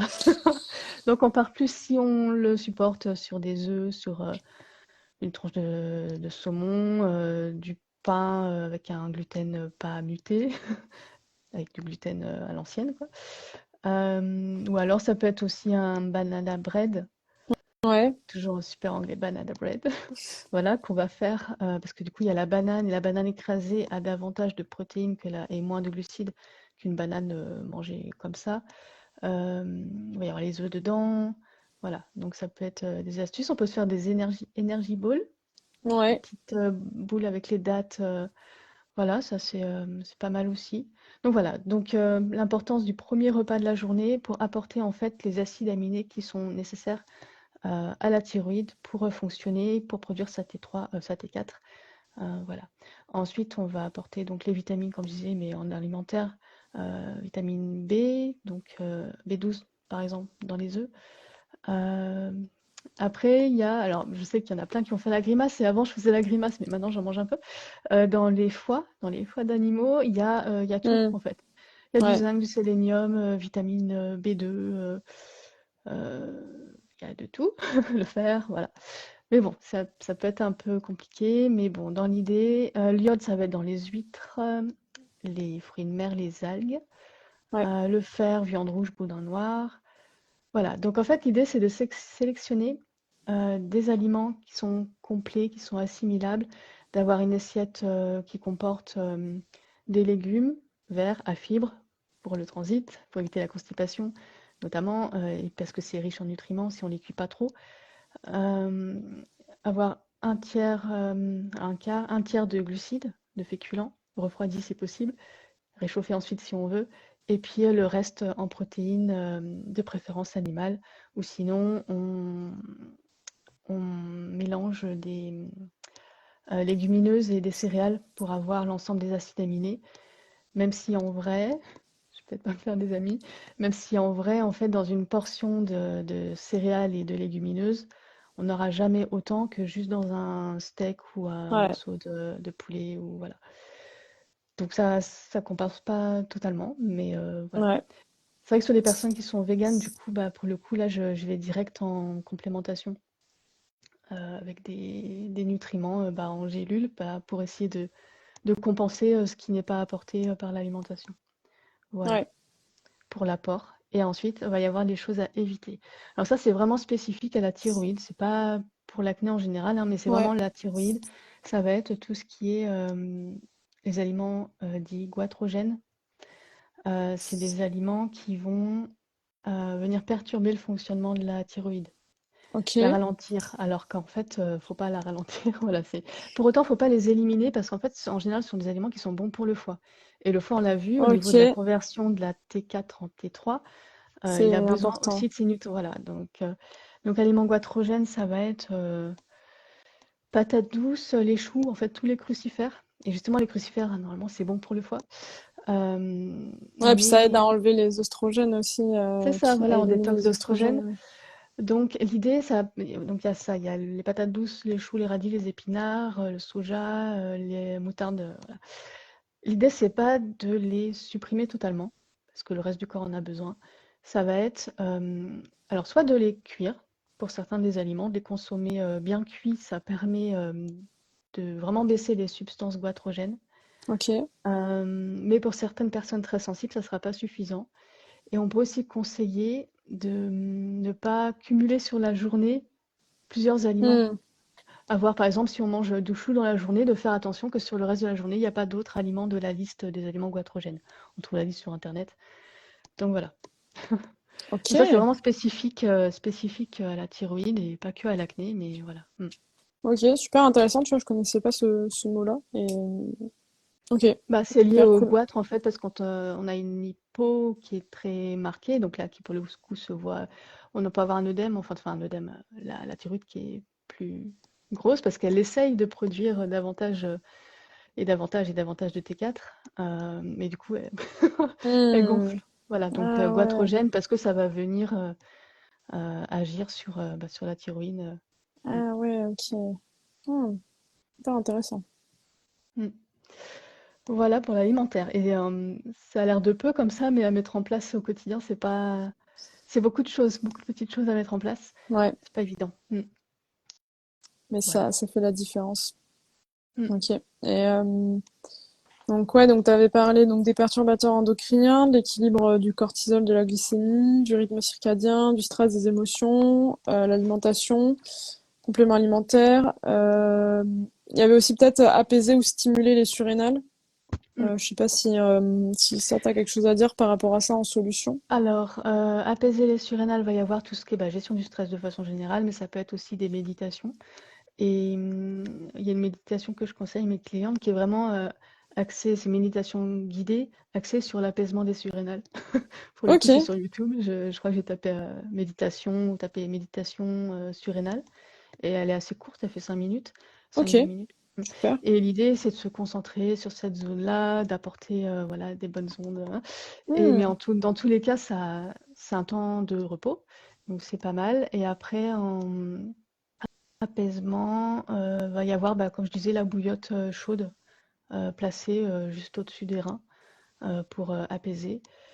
Euh, et pour la stimuler, quand on est prêt, bah, c'est ce que voilà, ça va être les huiles essentielles d'épinette noire ou de pin sylvestre. Ça va être on peut aussi tapoter.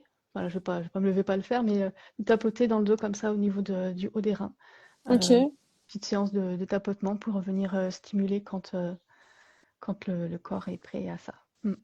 ok, ok, super. Et tu dirais qu'il faut combien de temps, compter combien de temps pour la période d'apaiser les surrénales et après Bah, pour la ça dépend. stimuler? Ouais, ça J'imagine c'est à dépend. Ouais, personnaliser, mais c'est ça, parce qu'en fait, ça dépend tellement de l'environnement de la personne, si elle est dans un environnement stressant, si elle est elle-même de nature entre guillemets stressée, même si voilà. Mais ça dépend de tellement de choses. Mais je dirais qu'il faut bien revitaliser à minima 1 mois, si ouais, tout va bien. Voilà. Après, ça peut être même 2 mois, voilà, avec tout l'accompagnement alimentaire autour. Voilà, donc 1 à 2 mois. Et ensuite, on peut passer à la phase stimulation, mais aussi à la phase détox, en respectant les voies de drainage, de ne pas commencer. Il y a beaucoup de personnes qui commencent par le foie, en fait, mais il faut d'abord s'assurer que les intestins sont à minima apaisés, au mieux réparés, avant de partir sur une détox du foie, que l'estomac aussi a retrouvé un petit peu une capacité au niveau d'acide chlorhydrique. Mais ensuite, effectivement, on peut partir sur une détox du foie, la fameuse très connue. hmm, Voilà. Mm. ok, ok, euh, très bien. Euh, Ah oui, je voulais juste te demander pour les perturbateurs endocriniens, est-ce Mm. que tu as un avis pour l'acide salicylique? Tu sais, c'est un actif qu'on utilise beaucoup en Oui, cosmétique. c'est Et ça. est-ce que tu Controversé. penses que c'est, ouais, enfin, toi, tu le déconseilles plutôt ou Alors, c'est vrai qu'au début, quand je faisais les routines cosmétiques des clientes, bah, je le conseillais. Et puis, je suis effectivement tombée sur un article qui disait que c'était controversé. Hmm, Et moi, par précaution, du coup, même pour moi, je me l'achète plus. ouais, Voilà, du coup, il y a d'autres actifs intéressants. Il y a l'acide azélaïque, le fameux hyaluronique, il y a le bakuchiol. Enfin voilà, il y a d'autres choses à utiliser qui peuvent être intéressantes et on peut essayer de s'en passer. Voilà, dans le doute. Après, j'ai pas ouais, d'avis tranché, hein, je suis pas oui, oui, bah tu t'as pas fait les cosméto, études toi-même, voilà, t'as c'est pas ça, non, étudié non. l'impact, ouais, voilà. Mm, Mais je veux dire, ouais, toi, tu pars aussi sur le principe de précaution, quoi. mm, c'est ça. Je pense qu'il y a suffisamment d'autres actifs à utiliser pour s'en passer. Mm, Ok, ben écoute, c'est un peu mon avis. Moi, j'en utilise en ce moment, mais dans l'idée, j'aimerais bien trouver des alternatives parce que certes, c'est efficace, mais effectivement, dans le principe de mm. précaution, préfère éviter. Et voilà. Ok. Puis en plantes, en soutien. Alors toujours pareil, ne pas prendre juste les plantes et rien faire autour. Mais les plantes, ça va être les plantes adaptogènes qui sont intéressantes.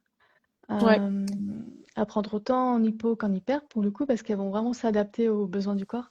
ouais, Donc on va avoir la rhodiola ou l'ashwagandha. ouais. Très facile à dire encore, ashwagandha.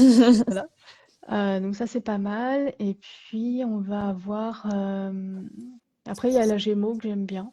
La gémeaux, les gémologie en petites gouttes. C'est les Ouais, extraits de bourgeons de ouais. plantes.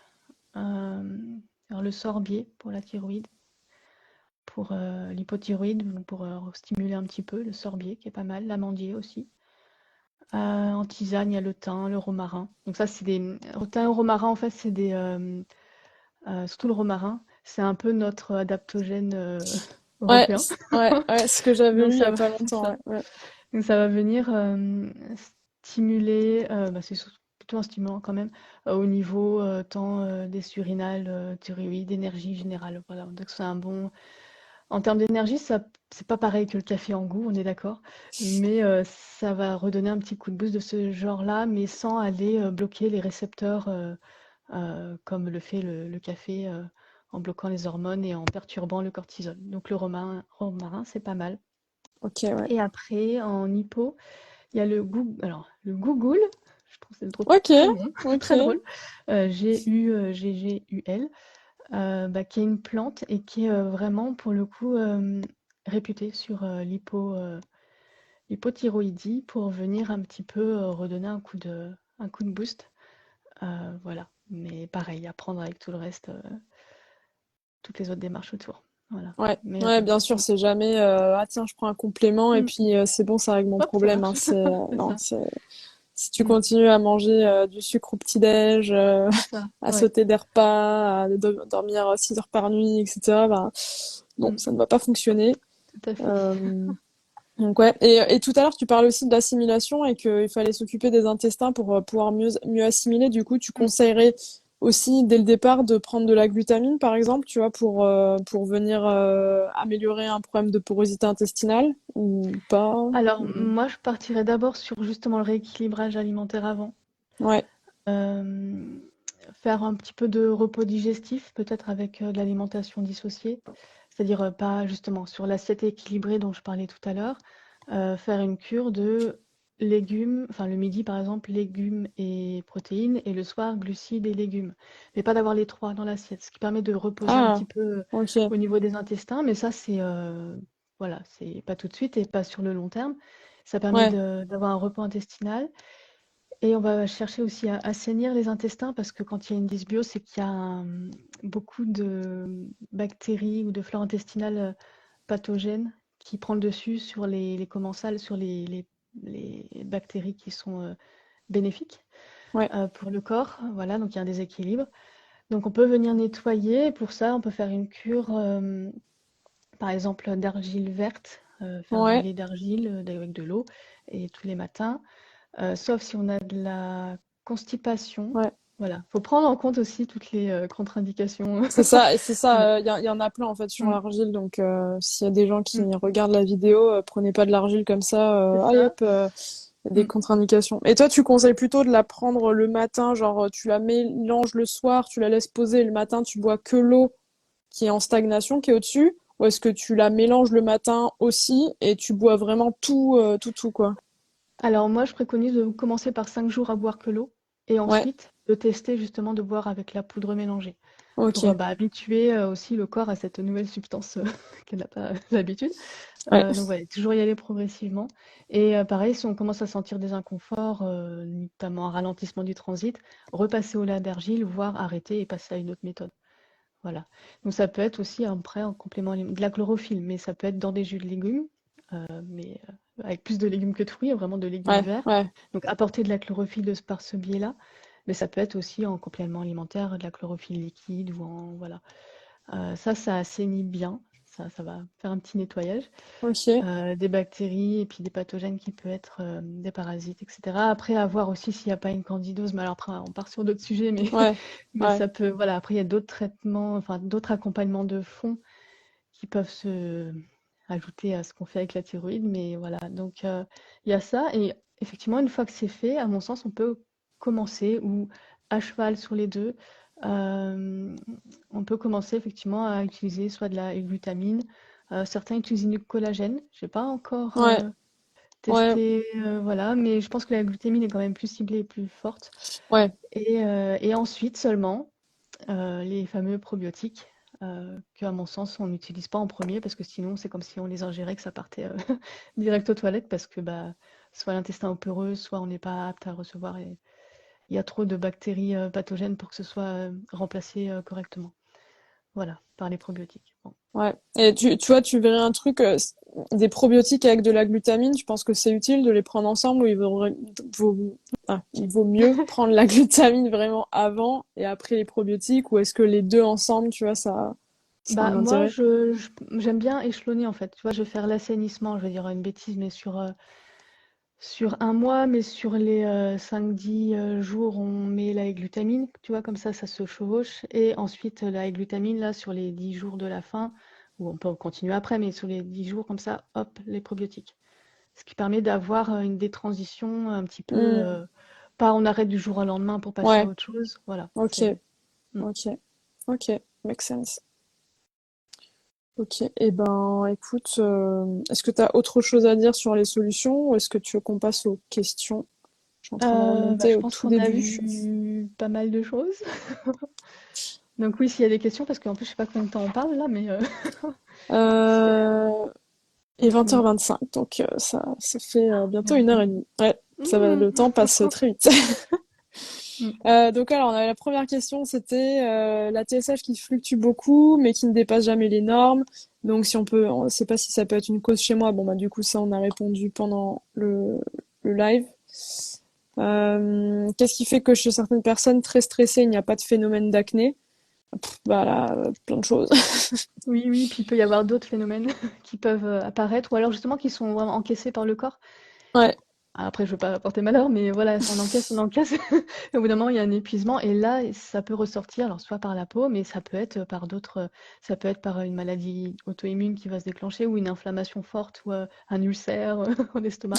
Voilà, Un donc burn-out. ça dépend vraiment de chaque personne, de chaque faiblesse de chaque personne, en Ouais, c'est fait. ça. Ouais. Chaque C'est ça, parce terrain. qu'en soi, il n'y a pas, par exemple, si on mange un truc sucré, on va pas tous réagir de la même façon parce qu'en fait, on n'a pas les mêmes armes, quoi. Donc c'est pour ça qu'il y Mm. a certaines personnes qui vont être très stressées, qui vont pas faire d'acné parce que elles ont peut-être d'autres choses qui compensent, qui font que, C'est ça. euh, Et d'ailleurs, en fait, avoir de l'acné, alors ça me faisait un peu tiquer quand, quand j'entendais ça en cours, mais avoir des problématiques cutanées, en fait, c'est signe que le corps a encore assez d'énergie pour trouver cette voie de sortie de secours des toxines. Parce ouais. que quand c'est pas le cas, que ça reste à l'intérieur, ça peut se transformer en pathologie respiratoire, en asthme ou en articulaire, voilà. Hmm. Donc, on nous disait en cours, au mieux que ça sorte par la peau. Bah ouais, mais bon, Ouais, certes, ouais.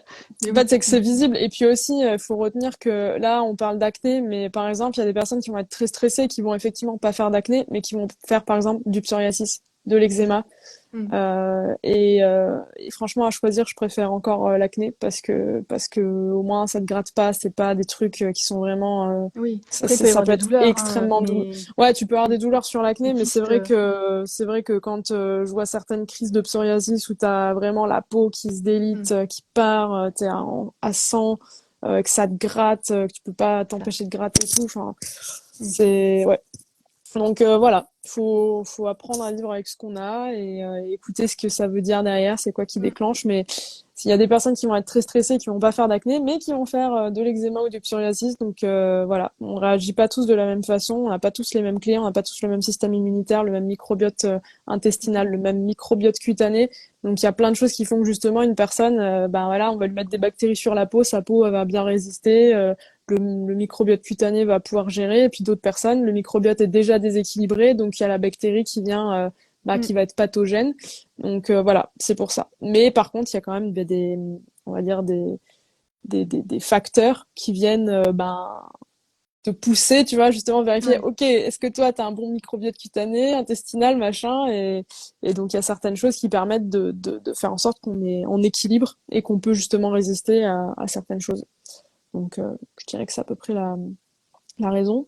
Après, comment savoir si on est en manque de progestérone? Bon, bah, là, je dirais que, outre les symptômes, ça va être de tester. C'est assez facile à mesurer, ça, donc c'est cool. Mais moi, par exemple, là, pareil pour la progestérone, j'ai fait des analyses de sang, c'était normal.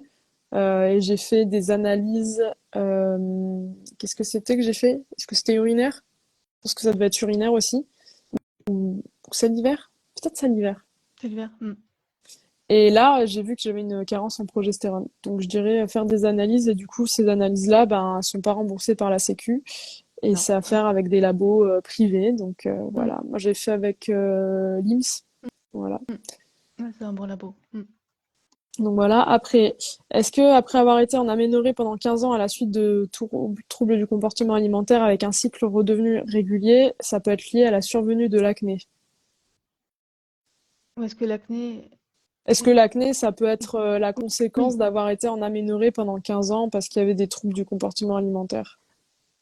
Oui, parce que du coup, un cycle qui n'était pas régulier, enfin inexistant pour le coup, oui, c'est qu'il y avait des nutriments qui étaient manquants. C'est que la thyroïde peut-être était aussi basse, impactée. Ouais, Donc il faut le temps que le corps reprenne ses marques. Ça faisait 15 ans, donc ce qui était en déséquilibre 15 ans, même si là ça revient, il faut du temps que ça revienne à la ouais, norme. ouais. Et voilà, donc le foie doit se remettre aussi en route et le foie est peut-être surchargé. Et donc là, il refonctionne, tout fonctionne, mais du coup, ça ressort. Voilà, donc il y a peut-être un, entre guillemets, j'aime pas le mot, mais un décrassage ou une détox à faire, revitaliser, une détox à faire pour vraiment venir un peu assainir le terrain. Ok. Ok. Après, il y avait les causes de l'acné corporelle. Sont-elles différentes de celles du visage? Pour ma part, c'est très localisé dans le fond, les épaules et la poitrine et même avec des démangeaisons.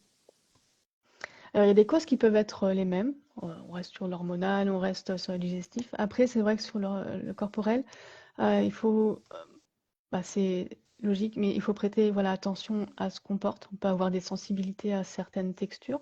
La literie aussi, pensez à la changer peut-être plus souvent que d'autres. Vérifiez que c'est pas une acné dite fongique. Alors, c'est pas vraiment de l'acné, mais Ouais, malacésia, je crois, ouais, le c'est ça, ouais, champignon. ouais, c'est ça, ouais. Voilà. Vérifiez aussi ces produits gel douche, shampoing. Voilà, ça peut être des choses qui viennent s'ajouter en plus de ce qu'on trouve sur l'acné du visage. Ouais, La ouais, transpiration aussi, pensez à vraiment changer quand on fait du sport, se doucher de suite et changer ses vêtements, voilà. ouais, ouais, carrément. Après, félicitations pour cette vidéo. Une prise de sang est-elle fiable? Ben, merci. Et comme on disait, ben la prise de sang, non, pas toujours. C'est Clairement ça, pas. selon le moment, selon les normes du labo, tellement de... C'est ça. Et puis par exemple, si on fait des analyses hormonales et qu'on les fait n'importe quand dans son cycle menstruel, par Ça. exemple, bon Mm, ben ça mm, sera pas fiable. c'est La ça. prise de sang sera bonne en soi, mais le résultat sera pas fiable. Donc Mm. non, les prises de sang sont pas toujours fiables ou suffisantes en tout cas. Euh, ouais, j'ai le sentiment en vous écoutant qu'il y a tant de choses à guérir et à prendre en compte, tellement de blocages pour ma part et des deuils douloureux. Ben ça, oui, effectivement, il y a c'est les joies de l'acné, c'est que ça te permet de découvrir plein de trucs sur toi et ça Puis, t'oblige à mettre le nez dans ton caca un peu. Et mm, mais c'est pour le mieux parce qu'après ça va beaucoup mieux. Donc c'est voilà, chacun a ses wake-up calls comme on dit à sa façon. Donc après les bilans sanguins, qu'est-ce qu'on préconise comme bilan sanguin? Bah, j'imagine pour la thyroïde, donc ça on l'a dit. Est-ce que c'est recommandé de prendre des compléments alimentaires d'iode pour l'hypothyroïdie? Bah, du coup, si j'ai c'est pas répondu testé, ça. non.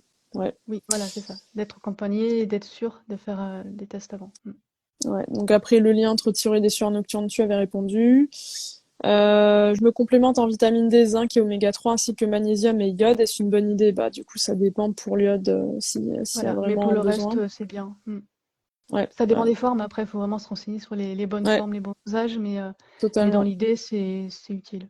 Totalement. D'ailleurs, j'en profite pour recommander le compte de Mathieu NutraStream, Oui, qui est top à ce sujet. mm, Donc voilà, c'est le compte que vous devez tous aller suivre c'est ça. parce que c'est vraiment la base si on prend des compléments alimentaires. Mm. Donc voilà. Et après, il y avait la question, c'était quoi le test dont on parlait? Ben, en fait, le test, c'était le test du bicarbonate de soude. Donc, c'est Oui, c'est mettre vrai qu'on a du parlé. bicarbonate de soude dans un verre d'eau, mélanger et boire ça. Enfin, c'est À pas un jeun. grand verre d'eau. Enfin, c'est un Non, verre. non, et puis c'est à boire un verre d'eau, quoi. Enfin, faut le diluer quand même. Et le Ouais. boire à jeun, le matin à jeun, et chronométrer quand vient le premier euro franc. Glamour. Et en fait, c'est juste une réaction. Normalement, parce que c'est alcalin, en fait, c'est basique, le bicarbonate. Donc, quand on l'ingère, l'estomac est censé rentrer en branle-bas de combat et lui produire beaucoup d'acide chlorhydrique. Et Hmm. ça fait pchit, quoi. Donc, ça fait pchit, et donc, il y a un Ça rot qui est fait burp. censé. c'est ça. Mais les personnes qui sont en hypochlorhydrie, donc qui produisent pas assez, bah ça fait pas pchit, il y a pas assez d'acide et voilà. Et donc il y a pas de dégradation de protéines et donc il y a des pathogènes qui rentrent et tout ça. Voilà. C'est le petit test pour détecter. Mm. Ouais. Après, je sais que c'est dit que c'est pas forcément 100% fiable, mais c'est vrai Mm. que, enfin, c'est quand même, enfin, ça a quand même du sens, je trouve. Et donc, faut le faire à jeun le matin, évidemment. Oui. Mm. Voilà. Ok. Touk touk touk. Je crois qu'il y a plus de questions après. Ah, si je mange tous les matins un sojason nature, est-ce problématique? Alors s'il y a hypothyroïdie, le soja, euh, bah, si, ou s'il y a que ça dans la journée en soja, s'il n'y a pas d'autres goitrogènes, ça va. Ça va, mais en même temps, c'est pas suffisant parce que juste le yaourt de soja, c'est pas assez protéiné, c'est pas assez consistant, voilà, pour l'apport en, en protéines, voilà. Ouais. Ah oui, tiens, le sélénium, je ne suis pas parlé, mais le sélénium, ça peut être juste, on n'est pas obligé de prendre des compléments, ça peut être des noix du Brésil, Hmm. voilà, Ouais. deux dans la journée, ça, ça complète pas mal l'apport en sélénium alimentaire. Mm. Ok. Bon, bah, super. Euh, Après, tac. Voilà. Ah oui, il y avait la question, est-ce que la spiruline, c'est bien en complément à prendre? Je pense que notamment, c'était quand tu parlais de la chlorophylle. Oui. Alors, la spiruline, très bien. C'est super, notamment pour la chlorophylle, mais aussi parce qu'en fait, il y a tout. Il y a Ouais, tous les nutriments dedans et de façon naturelle, parce que c'est pas un complément alimentaire, c'est vraiment un une aliment, un algue. super aliment. Voilà, Ouais, un micro-organisme qui s'apparente à une algue. Et ouais, il y a tout, sauf, seul truc qui manque, c'est la vitamine C. Voilà, si vraiment on veut être pointilleux. Mais c'est vraiment très complet on comme prend une super orange, aliment. ouais, puis voilà, un petit poivron. Oui, c'est ça, voilà, tout à fait. Et c'est chouette. Après, il faut bien choisir la provenance, Hmm. parce que selon où c'est fait, comment c'est fait, du coup, ça va détériorer le produit, mais surtout, c'est très, c'est comme un chélateur, enfin, ça pompe en fait, Les mettons, métaux c'est des lourds. toxines, voilà, les métaux Hmm. lourds, des toxines autour. Donc, on les réingère, c'est pas top. Et puis là, donc, choisir peut-être des, il y a plein de spiruliniers maintenant en France. Hmm. Ça se développe de plus en plus. Moi, j'ai Ouais. découvert qu'il y en a un à 3 km de chez moi. Ah ouais? Voilà, enfin un peu plus Waouh. loin, mais voilà. Et du coup, j'ai été visiter la ferme, très, très bien. Mais et la choisir aussi, la forme est importante. Moins elle est transformée, mieux c'est. C'est-à-dire que en paillettes, c'est très bien, en poudre, c'est bien. Et quand ça va commencer à être en comprimé ou en gélule, en fait, il Hmm. va y avoir une compactation, Ah ouais. compacté. Voilà, il peut y avoir une petite perte en nutriments selon la forme utilisée. Mm. Ok. Ouais, moi, de ce que je savais pour la spiruline, il faut surtout pas prendre de spiruline sauvage. On va se dire, ah bah justement, c'est sauvage, c'est genre Ah non, naturel, c'est c'est pas ce pas que un ça truc. capte. Mm. C'est ça, c'est tu sais pas l'environnement dans lequel a poussé la Mm. spiruline, donc ce que ça a pris, donc il vaut mieux en fait de la spiruline, bah justement comme tu disais en ferme quoi, parce que c'est C'est un ça. environnement qui est contrôlé et donc dans lequel tu vas pas avoir plein de métaux lourds qui se baladent Mm. dans l'océan, voilà.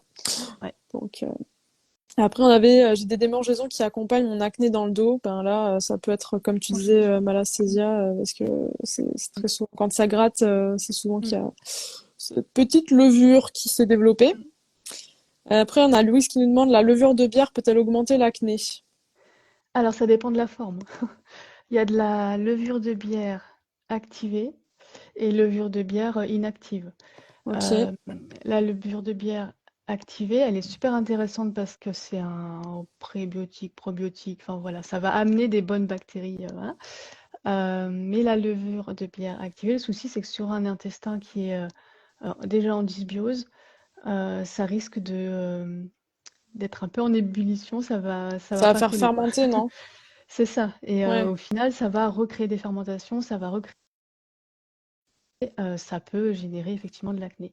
Donc dans ce cas-là, quand on sait qu'on a un intestin qui est fragile ou fragilisé, on va partir sur de la levure inactive, qui n'a pas ce côté intestinal, mais qui a quand même l'intérêt de la vitamine B, c'est notamment l'ensemble des vitamines de la levure de bière, c'est notamment l'ensemble des vitamines B qui sont très présentes. Voilà. Et la vitamine B, on l'a vu, c'est important pour la thyroïde, pour la peau, etc.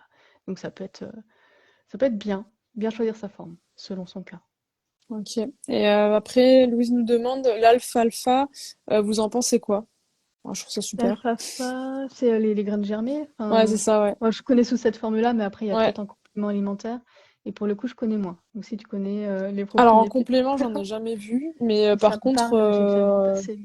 Mais... moi j'ai déjà fait pousser mon propre Mm. alfalfa et c'est très rigolo à faire d'ailleurs. C'est un autre nom en vrai. Enfin, pas en vrai, mais il y a deux noms à ce Euh, truc-là, mais je sais plus, j'ai oublié. Alfalfa, c'est la même chose que. Je sais plus. bah Ça je reviendra. sais pas, je sais pas. En tout cas, moi je trouve ça super parce que Luzerne. C'est la luzerne. un- Ouais. très bien. Bah ouais, je trouve ça cool parce que ça permet d'apporter c'est très très riche en minéraux, en vitamines et Silice. tout. Mm. Ouais, donc c'est vraiment une petite bombe vitaminée, tout bonne pour le corps. Mais enfin pareil quoi, si on a un intestin poreux, de l'inflammation intestinale et tout, on aura beau prendre toute la meilleure alimentation du Mm. monde, on sera pas capable de l'assimiler. Donc faut vraiment s'écouter. Est-ce que on a des problèmes de transit? Est-ce qu'on a des symptômes qui tendent à dire qu'on a ouais, de l'inflammation, quelque chose qui fait qu'on n'assimile pas bien. Ouais, il y a tout un Euh, travail à faire autour, enfin, avant. Mm. c'est ça. Mais si on bat bien, entre guillemets, ouais, l'alfalfa, moi, enfin, je trouve ça super. Et à faire pousser soi-même, c'est tellement rigolo, en fait. Tu sais, c'est comme quand on était petite, là, les Oui. trucs où tu mettais un peu d'eau, là, et les graines, ça poussait, là, tu sais, là, ça faisait un bonhomme avec les cheveux, là. Ça me fait penser à ça, parce que tu vois tous Mm. les jours tes graines, là, Qui qui monte. évoluent, c'est chouette. Donc, ouais. Voilà. Alors, on a répondu à toutes les questions. Donc, Ah. j'ai envie de dire, s'il y a des questions, ben, mettez-les en commentaire et puis on y répondra ultérieurement. Euh, Ouais, du coup, ça sera. J'espère que Instagram accepte les lives longs. Je sais pas. J'espère. ouais, j'ai Oui, déjà ça fait passe. plein de lives Ok, ouais. Ouais, c'est juste que ça met ça longtemps marche. après à se charger la Mm. vidéo, mais normalement, ça, y a pas. Ok. J'imagine qu'ils auraient coupé avant, qu'ils auraient dit, ciao les gars, ça va pas marcher. Je- Mm. Ça Normalement, marche. c'est bon, j'ai jamais eu de soucis jusqu'à maintenant, Mm. mais bon, écoute. Bon, bah du coup, le live sera en replay sur nos comptes. Ouais. Et puis voilà. N'hésitez pas si vous avez des questions en commentaire ou en MP à l'une à l'autre. Voilà, avec plaisir. Mm. Bah, en tout cas, merci encore une fois d'être venu, hein, et c'était vraiment C'est super passionnant. intéressant. Mm. Ouais, ouais, franchement, merci beaucoup hein, pour ton temps et pour toutes ces informations et d'avoir répondu aux questions. Donc voilà, et puis bah merci à toutes les personnes qui étaient Oui, là ce soir et puis qui sont là en replay. On croise les doigts que ça fonctionne bien et oui. que ça se mette. Mais je pense que oui. Donc voilà, bah merci à tous et puis bah merci Merci. encore Najline et puis à bientôt Avec pour un plaisir. prochain live si tu veux Mm. sur Ça marche. l'endométriose ou autre chose. Allez. Voilà. Bon, bah merci à toi et puis à bientôt. Allez, à bientôt. Bonne soirée à Salut. tous.